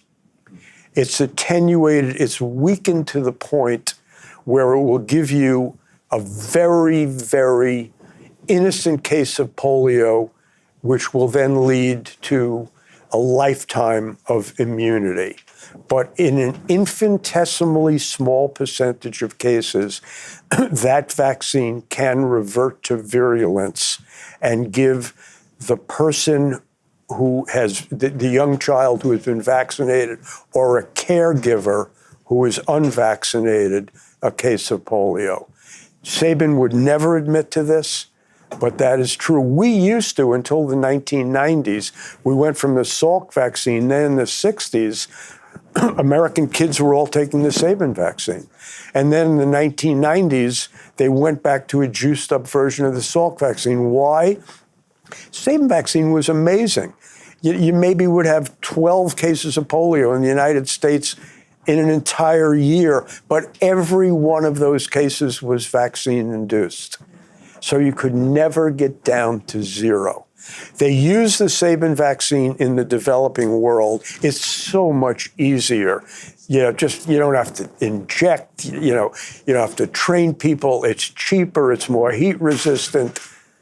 You put it on a dropper, but it can give you polio, yes. But weren't some of those cases unvaccinated parents changing diapers? Exactly, So exactly. we wonder, are Sugar cubes. landfills filled with polio because of those? Well, we certainly we found the New York water supply had strains of polio in it. If you're vaccinated, Is that right? no problem. And I guess the other question I have Yeah. quickly is, with the COVID virus, which is our 5th circulating coronavirus, what are the chances that, it won't affect us, but since the other coronaviruses have been with us and mutated over 30,000 years, what are the chances it could mutate into something more virulent for children? We don't have any ideas on that? I mean, it's all speculation, but the answer is yes. And what this means is that you're going to have a recommended booster shot every year. for, starting with children every single year. And that is just going to add fuel to the fire, to the anti-vax forces. Isn't it interesting? You still have your polio pioneer certificate? Somewhere. Here somewhere. But nobody's going to be saving our little vaccine No. cards Oh, like they do with the saving mine. polio pioneer. I'm saving mine. You're saving, good, you For save yours. historians. You can get the polio pioneer cards on eBay. Well, we You need actually it for have TV. some questions online Yeah, that are coming that let's go. direction. So why don't we continue this conversation? But thank you, David. I My think that was a pleasure. great bridge, even though it was a big Great, downer. thank you. So, all right. So, Josh, let's go to you, and then we can address Yeah. some of these issues. And could I get my slides up? And while we wait for that, I'll just thank everyone for letting me come talk here. I'm going to come from a very different perspective. So this has been very interesting for me to listen to so far. I'm in the medical school and psychiatry department. I'm going to talk about some of the neuroscience of early life trauma, and going to be talking about, from a neuroscience perspective, how we might understand how the experiences that children are going through now and historically might confer risk for later problems. But before I get into that, I also, as a kind of a quick caveat, want to talk about the concept of reductionism. Okay, so I'm a psychologist by training, and I still do a little bit of outpatient therapy. And when I'm working with individuals, I don't work with their biology, I don't work with their brains, right? I work with their experiences and their concepts and their language. So typically, psychologists are not particularly reductionistic. We think about these mental health terms like depression and trauma as constructs that have some influence from society, that have some influence from their parents and their peers, and have some influence from biology. But in the neuroscience world in which I work, and in the medical world in which I work, you find that reductionism is much more prevalent. So there's much more of a tendency to say, your depression is the circuit or the serotonin. So I'm going to be talking a little bit about some of the neuroscience, but I just want to kind of begin it with the caveat that we can't reduce any of these things to some of the neurocircuit pathways I'm going to talk about. So with that said, I'm going to talk some very broad concepts by which we understand risk from early life trauma. So one very important concept is that of allostasis. So allostasis is basically the idea that our bodies respond to environmental challenges. And this is a really, really good thing. So if we experience some type of external demand, like a stressor, our body changes in a way that allows us to prepare and respond to that stressor. This is a really good thing. So if a dog surprises you, and maybe you weren't expecting to see a dog, your heart rate's going to increase, your breathing's going to increase. All of those things happen to fuel your muscles to be able to fight or flight, right? So that's a very good thing. That's an adaptation. That's positive. So what can happen over time, if it's someone experiences a lot of stressors or environmental demands, something that happens that's called allostatic load. So instead of a temporary change to your body's homeostasis, this is a somewhat permanent change to your body's homeostasis. So in an environment where stressors are constantly happening, your body is going to change its default state. So instead of being in maybe a default state of which you might call relaxation, it might be in a little bit more of a default state of stress so that it can respond to an environment where stressors are more likely. And again, this is an adaptation, right? So this is your body's way of protecting itself to the environment in which the organism or the child or the adult lives. So that's adaptive. This example where you might want to prepare yourself if a bear pops out or a dog pops out. If you live in an environment that happens all the time, it could be very helpful if you're constantly on guard for dogs or bears. And you can apply that concept very easily to children who grow up in traumatic households or grow up in the context of a global pandemic. It's an ongoing stressor, so you might expect that there's a permanent adaptation. And the way in which our brain adapts to these environmental demands is in a very specific way. Okay, so it's not the case that our brain has, let's say, a global increase or global decrease in dendritic branching. Rather, there are very specific circuits that increase and very specific circuits that decrease. So dendritic branching here is basically the density of the synaptic connections between neurons. And synaptic connections is how information flows across neurons. So it's very important. So more synaptic connections, more dendritic branching means more information flow, means that circuit's working stronger, and less dendritic branching means that circuit's working less well. So what tends to happen when there's a chronically stressful environment is that circuits in the brain that control emotional responding or more implicated in emotional responding actually get stronger. So you see increased dendritic branching in those structures. At the same time, in circuits that control our ability to regulate our emotions and control our emotions, control behavior, those circuits actually decrease dendritic branching. So there's a very structured way that our brain changes. The dendritic branching in emotion circuits increases, and in our control circuits decreases. So this process is very well characterized using animal models where you can actually measure neurons. But we can also use magnetic resonance imaging to coarsely characterize these structures in humans. So we can measure the size of different structures of our brain. And what we find is that individuals who've experienced more early life trauma, they have larger volumes in these emotion circuits. So here, this is a depiction of the amygdala, which is a very important structure for emotional processes, and its volume or its size increases in proportion to the amount of early life trauma that an individual has experienced. At the same time, this is showing the hippocampus. This is a part of the brain that's important for contextualizing memories, for emotion regulation. And the volume of this structure is decreasing amongst individuals who've experienced more early life trauma. So while we can characterize these processes very precisely using animal models, we can also observe the same processes in humans at a slightly more coarse level.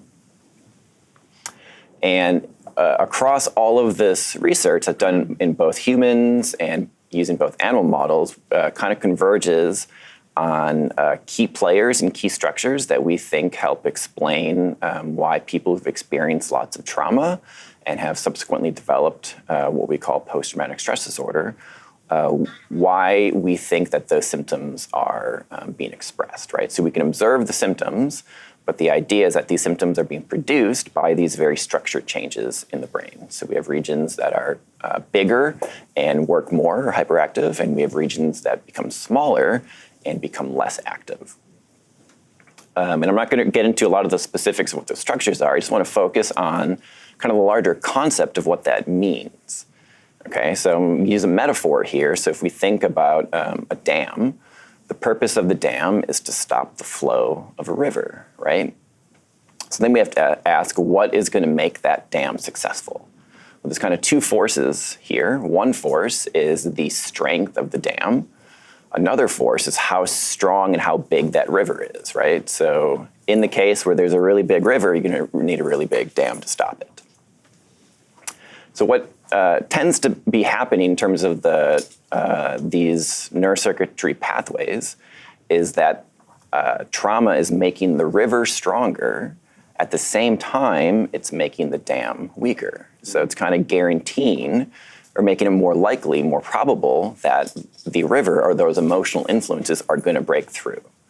And again, you can think of how that's an adaptation. So if you live in an environment that's stressful, that you constantly have to respond to stressors, you're going to want to default towards an emotional responding.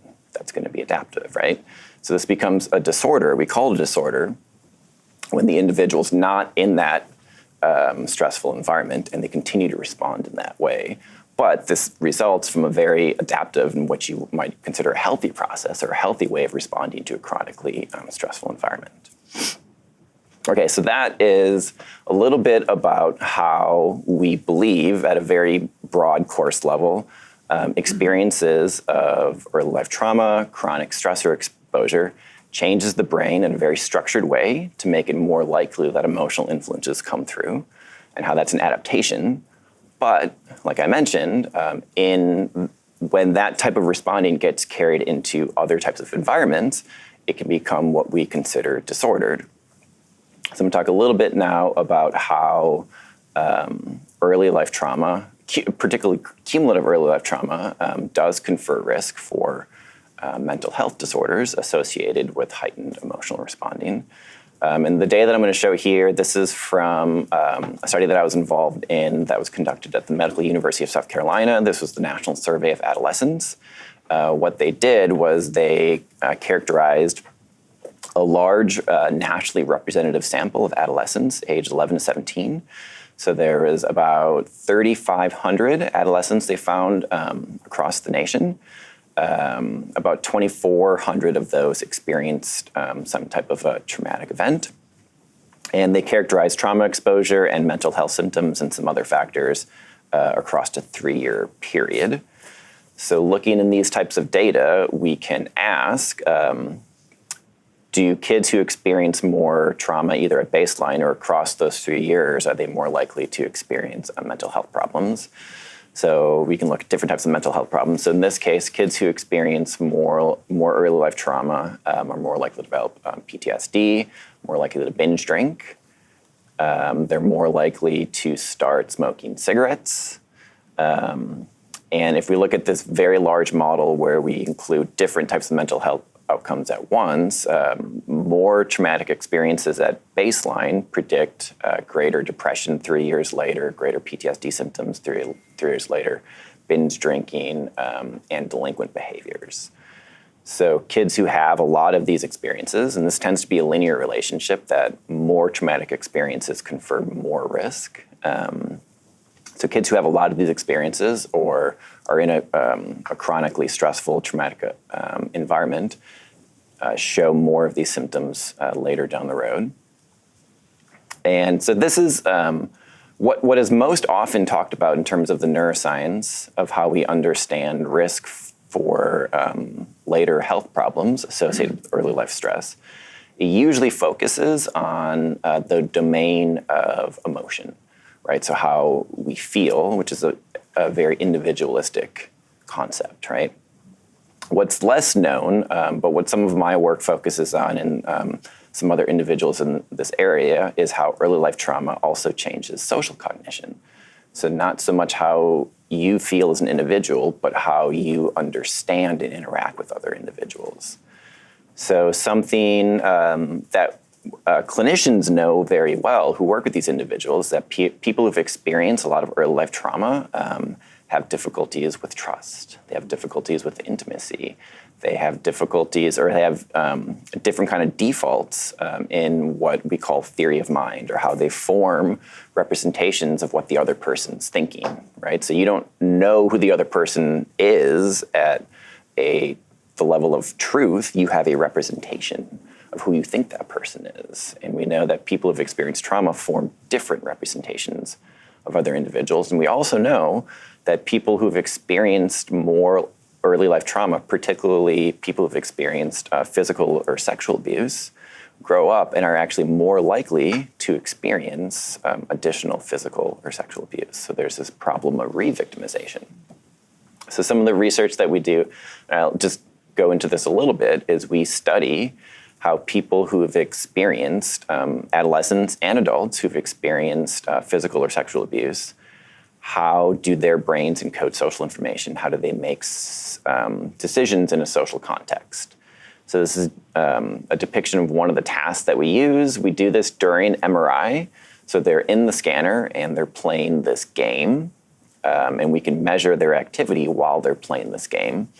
And in this particular game, what we tell them to do, if you look at the top portion there, is we tell them that we want them to figure out which one of these three people is the most trustworthy.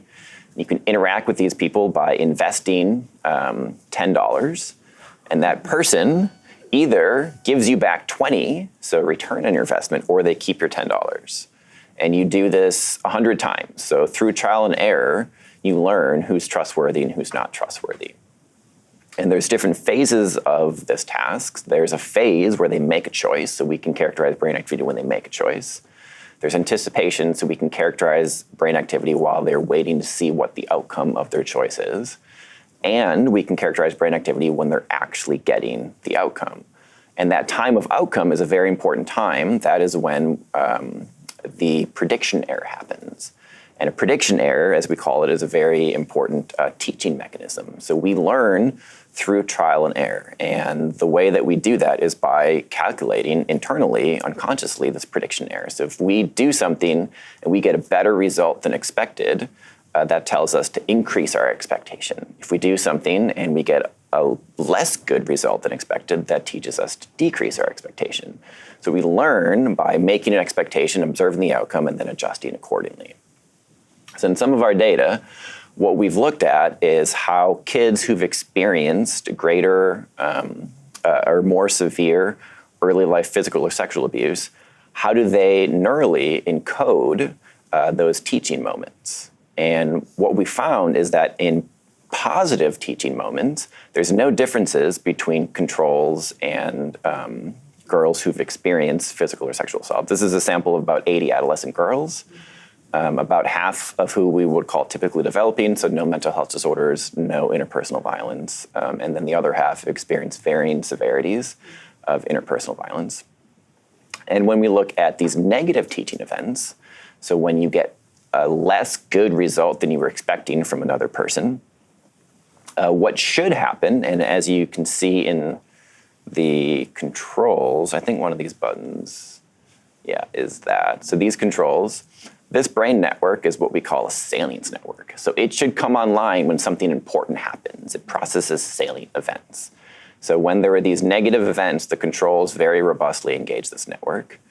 But then across girls who've experienced more severe assault, you can see that the girls who've experienced very severe assault, they don't engage the same brain network of salience in response to this very important event. So when they're supposed to be identifying that getting less than they thought they were going to get from this other person is happening, they're encoding that less robustly. So this is potentially a mechanism helping us understand re-victimization. It's potentially a mechanism helping us understand decreases in trust, intimacy, and interpersonal problems that people who've experienced trauma also experience. And then I'm going to end on a positive note. So in one of the studies that we did, we had a pretty large sample of people who've experienced trauma, so varying severities of trauma, varying severities of clinical symptoms.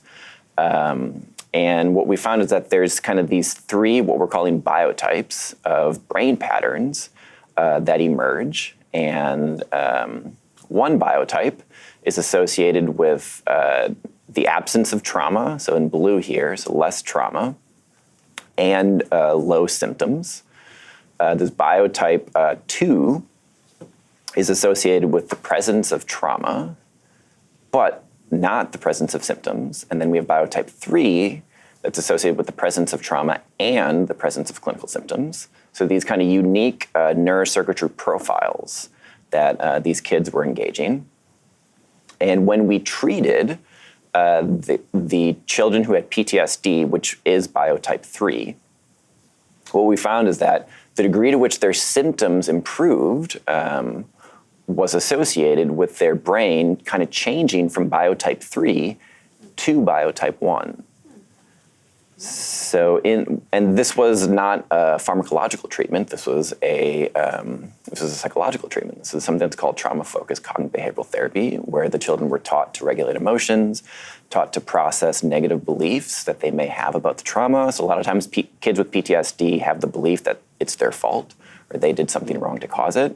So therapy involves identifying those beliefs and helping form more healthy beliefs. So just the psychological therapy was associated with symptom reduction, and that symptom reduction was closely correlated with their brain changing from this biotype associated with symptoms to this biotype associated with the lack of symptoms. So while we do know that there are measurable effects on the brain associated with trauma and associated with trauma-related symptoms, we can also measure that getting therapy, which works, is associated with the correction to some degree of those physical effects that we can measure. So I'll end on that note. Happy endings are good. I have a very quick question about that. Now, you use psychological therapy, but is it possible to imagine other kinds of therapeutics that are lodged in the community? In other words, developing a good relationship with a friend, or developing a good relationship with a significant other, or going to school and having an excellent teacher who's very. In other words, the psychological, this buildup can also come from other resources. I would absolutely think that. I don't know if that's necessarily been measured, but I would absolutely expect that to be the case. It wouldn't be clinical in that way.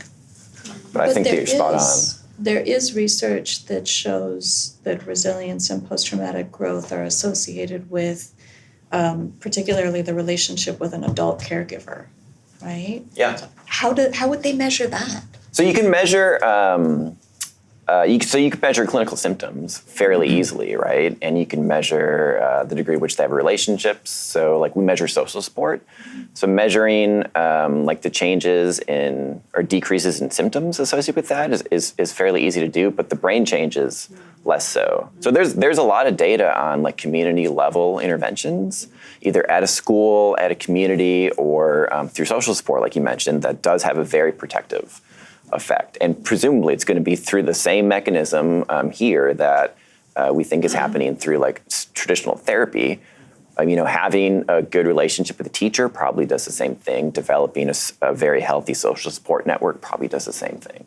But what's nice about this is it takes it to the second level. There's often skepticism that CBT has this therapeutic approach that's masking something underneath. Yeah. But in fact, this is suggesting it's not masking, it's actually fundamentally changing the foundation. Yeah. So that's important to sort of link it to real change as opposed to a potential transient change.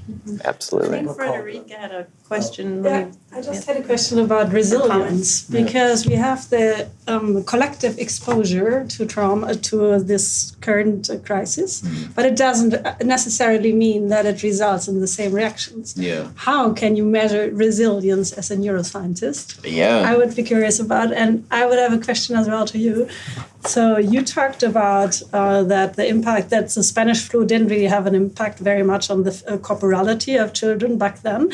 But I would be curious, how as historians can we look back to 1918 and sort of talk about the mental health implications of the Spanish flu? And I think that would be I would be curious, how can we bring that kind of science together with that kind of historical approach to the crisis back in 1918 and the current crisis?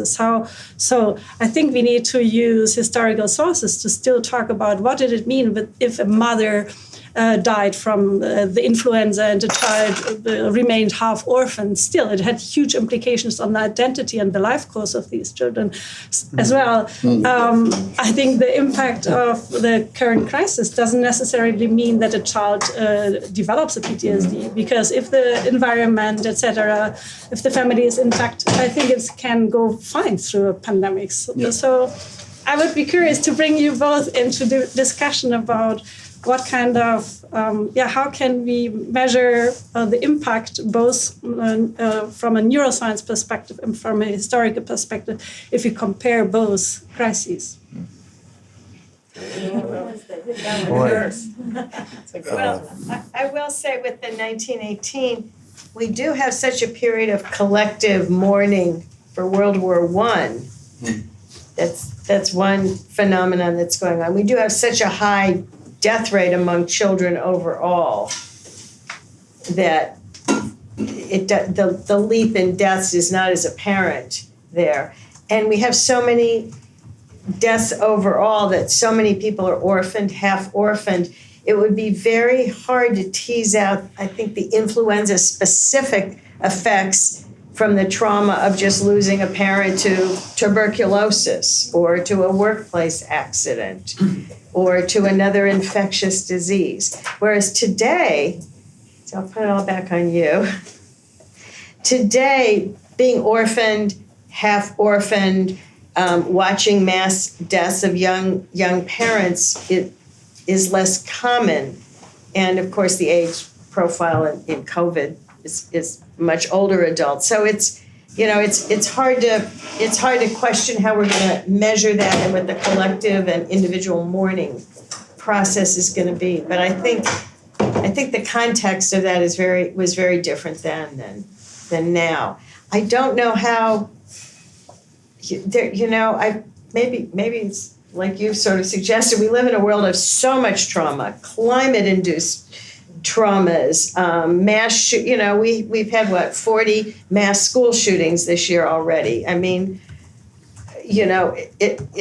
how much does exposure to a death in COVID matter? If you're doing lockdown drills every day at school and you know people who knew people who were shot, maybe it's different in other cultures. Hopefully it's different. I think by now we're already facing a forgetfulness about COVID. So lots of my friends, they don't want to test anymore because then it would get problematic. So that I think is also a question, do we already start to forget now COVID, just like with the Spanish flu back then, that we remember the war but not the pandemic? Right. Yeah, no, I agree. The big difference, as Janet mentioned, was that it was subsumed by the war. COVID, there's a lot out there. And what we're seeing, which is very sad, is you look at people who are getting the vaccine, not getting the vaccine, people who are wearing masks, not wearing masks. It's become a Republican-Democratic divide completely. The numbers are so sharp. And to me, it's ironic because it was, to a large extent, Trump's vaccine, which obviously he wanted out by Election Day and lost interest pretty quickly afterwards. But there wasn't that feeling during World War I. I think World War I, we were supposed to all be in the same boat. We were patriotic. We were doing things for the boys at the front. What I don't know, Jenny, you may know this better than I, was it, in other words, was grief more acceptable if you lost a son in Germany as opposed to if you just lost your husband to influenza? And I think the answer would be yes. There was a qualitative difference between the two. Although, Josh, does age make a difference in these neurological changes? Or has that been studied? Yes, we think so. So there's this concept of what we call complex PTSD. And that tends to be associated with more early life trauma as opposed to later life trauma. And you might see that more in individuals who've experienced early life sexual abuse, which tends to be from someone that you know or a caregiver, as opposed to kind of this random event that happens outside of the context of people that you know. So age probably does matter. We don't know as much about the neurocircuitry behind that. But in terms of the clinical phenotype or the clinical presentation of people who've experienced more early life trauma versus later life trauma, you tend to see a more complicated symptom profile, more comorbidity, seems to be a little bit more complex, a little bit more resistant to treatment. And there's some evidence that those individuals need and respond better to more work focused on identifying and regulating emotions. That then tends to prepare them for some of the other types of more standard therapies. So let me go to a couple online questions because we haven't really addressed that yet. And some of this fits this memory or lack of memory. For example, Jason Chernesky asks, the theme of memory is an important through line in the first two talks, I'd say even in the last two. Anyone can comment on the collection of ephemera, to help us stimulate memory. So for example, during the AIDS epidemic, we have nursing accounts of children suffering with and dying from the pandemic disease, and they left behind drawings, photos, books, etc. Is collecting ephemera, in other words, a way to overcome our desire to forget traumatic events? Thoughts? Yeah. I mean, I think that also talks about, I think Steve mentioned earlier the concept that at least historically, people might have responded to trauma with repression and avoid it, ignore it. Whereas in therapy, a lot of what we have to do is address it and process it in order to heal from it. So, based on that idea, it seems intuitive that some type of collective remembering would be healthy. So it's probably important for us to urge the society to do that sort of process for the health of the community. Interesting.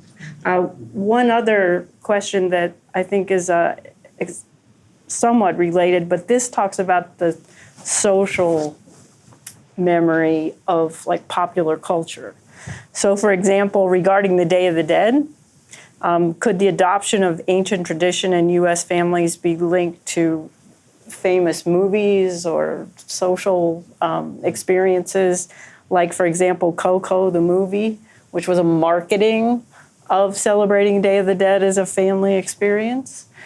So are we also in the moment affected by the popularity of whatever these kinds of things are particularly that children consume and that adults then promote? So there's a parent question.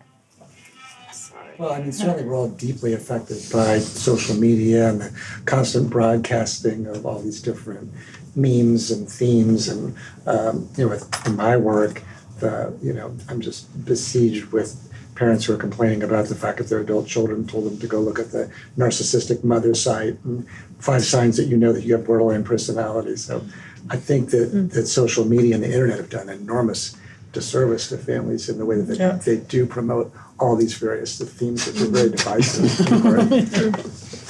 What was it? Yes. Can I actualize another aspect of this neuroscience to speak to kind of traditional history? Because historically there's been a kind of a conflict over, were people different in the past? Were people warlike and mean, and have we been civilizing? So it's a big issue really about to which extent individuality is permanent or whether we really change with history and stuff like that. And I always enjoy reading Lawrence Stone's analysis of how was it to grow up as a young nobleman during the Middle Ages. And he points out that, well, first of all, you probably would be deprived of nursing. Your mothers would send you away to some one nurse or second nurse or third nurse or stuff like that. And before that happened, your mother died and your father remarried somebody else, and they moved off to another castle. And then you probably lost a sibling. And then you might have the surviving stepfather, mother also died. So then you moved off to this other one. So somehow he kind of lists the whole kind of list of deprivations or shocks and experiences of that we would consider today severely traumatic. So sometimes I joke when I teach about that. Perhaps the fact was not only that they were warlike and mean, they were actually really mean. These people that grew up, those who survived, they have survived in a situation which was, in any kind of comparative notion, would be hostile and very difficult, and create personalities that may not have a deep founding in what we call humanistic emotions and stuff like that, and care and stuff like that. But so somehow, and I mean, there are also situations in certain parts of for example, in Finland, there's a part of the part of the region of what was known to knife wars or knife fights, where people, and that happens to be the area where mothers did not breastfeed, basically, because they were given cow milk, and because mothers were working out and stuff like that. And all these things are very kind of difficult to discuss because it's very difficult to find evidence and see the causal connections, and historians like to see effects like that, like neuroscientists, but it's very difficult to get it to stick, in a sense. And how do you connect lack of breastfeeding with knife fighting? I mean, that's long leap. But it's still interesting to think about whether there's actually, first of all, whether there is an effect of that. But on the hopeful side also, that these damages are not permanent, and they could be, in a sense, and they may exist together with very close-knit social communities where other kind of personalities grow out of. So the fact is also talking to the fact that we do have in history, in a sense, both meanness and warlike and bad conditions, but we also have very strong good ones, in a sense. So it's kind of speaks to both of those. So I think what you're all talking here, in a sense, speaks to what historians have been doing and try to help explaining and kind of give a background to that kind of stuff. I think you're, just briefly, highlighting that there was a book about a decade ago written by, I think, Ethan Waters, called Crazy Like Us, which is about kind of the exporting of American psychiatry into other countries and kind of the failure of that after these national tragedies. And so, for example, in the tsunami in Thailand, we brought in sent a bunch of American trauma experts over there, and it was largely a failure because they were so antithetical to their communitarian orientation, which was far more therapeutic for them. So I think that the social context of trauma occurs is hugely important. So in our highly individualistic American culture where families have so little support, these traumas, they don't really get the chance to be healed in the ways these more communitarian societies are able to. Yeah. I was going to ask you, apart from sexual abuse, what other things do you define as traumas and do you measure for? That's a really deep question, right? So all traumas are by definition stressors, right? Not all stressors are traumas. And the line or boundary condition that separates those is not well defined at all. So I can give you some examples of what are traumas, like sexual assault, physical assault, a car accident, being in a tornado. We broadly define it as situations where there's a potential threat or potential real or psychological harm. But that's a very broad definition that lots of things can fall into, and this highlights in some of the work that you talked about, that criterion creep, and what's a trauma now is probably not what was a trauma, in the situation that you were describing, in the concept of all of those bad things.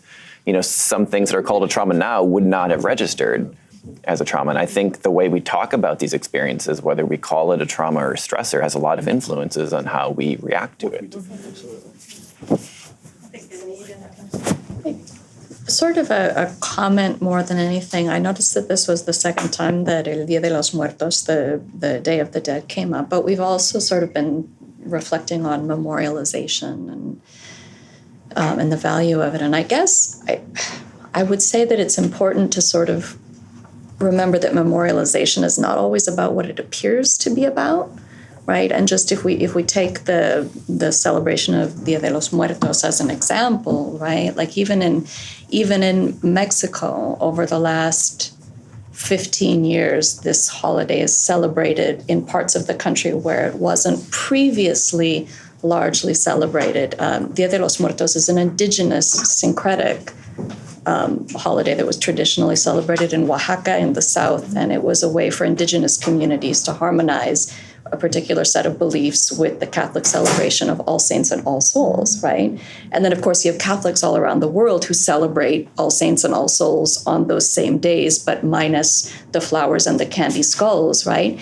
But as that holiday became a signal of Mexican national identity, appropriating an indigenous tradition to sort of perform a national identity, and then spread into the diasporic community in the US, when young Latinx folks celebrate El Día de los Muertos today, in many cases, what they are celebrating is a performance of their Mexican or Chicano identity, as much as they are participating in any memorialization of particular ancestors, right? I think about the irony, for example. I'm Spanish and Cuban in origin, but I teach in a department of Chicano Latino studies. But every year I teach some of my Mexican and Chicana students how to make the drinks and the foods that traditionally you would use to celebrate Dia de los Muertos in Mexico, right? And I have an altar in my home, but my altar doesn't have the same colors or decorations because we celebrate it differently, right? But the memorialization doesn't always mean what it appears to mean. I think about, for example, in Cuba during the early revolution, in the Palestinian territories, the function of funerals that are partially a memorialization of grief and partially a political expression that wouldn't be allowed if it was expressed in a different way, right? So I think it's really important, and this comes back to, I think, your question about how do we look at and identify trauma in the past. That's more difficult because today we can do ethnographic research and we can talk to people participating in memorialization and ask them, what does this mean to you, right? It's much harder to look at a material trace of a commemoration in the past and know why people were participating in it, right? It's very tricky. Well, I think this brings us to the point of internationalization, which I think is going to be important to be able to carry on in our conversation this afternoon. And we've actually hit our noon deadline.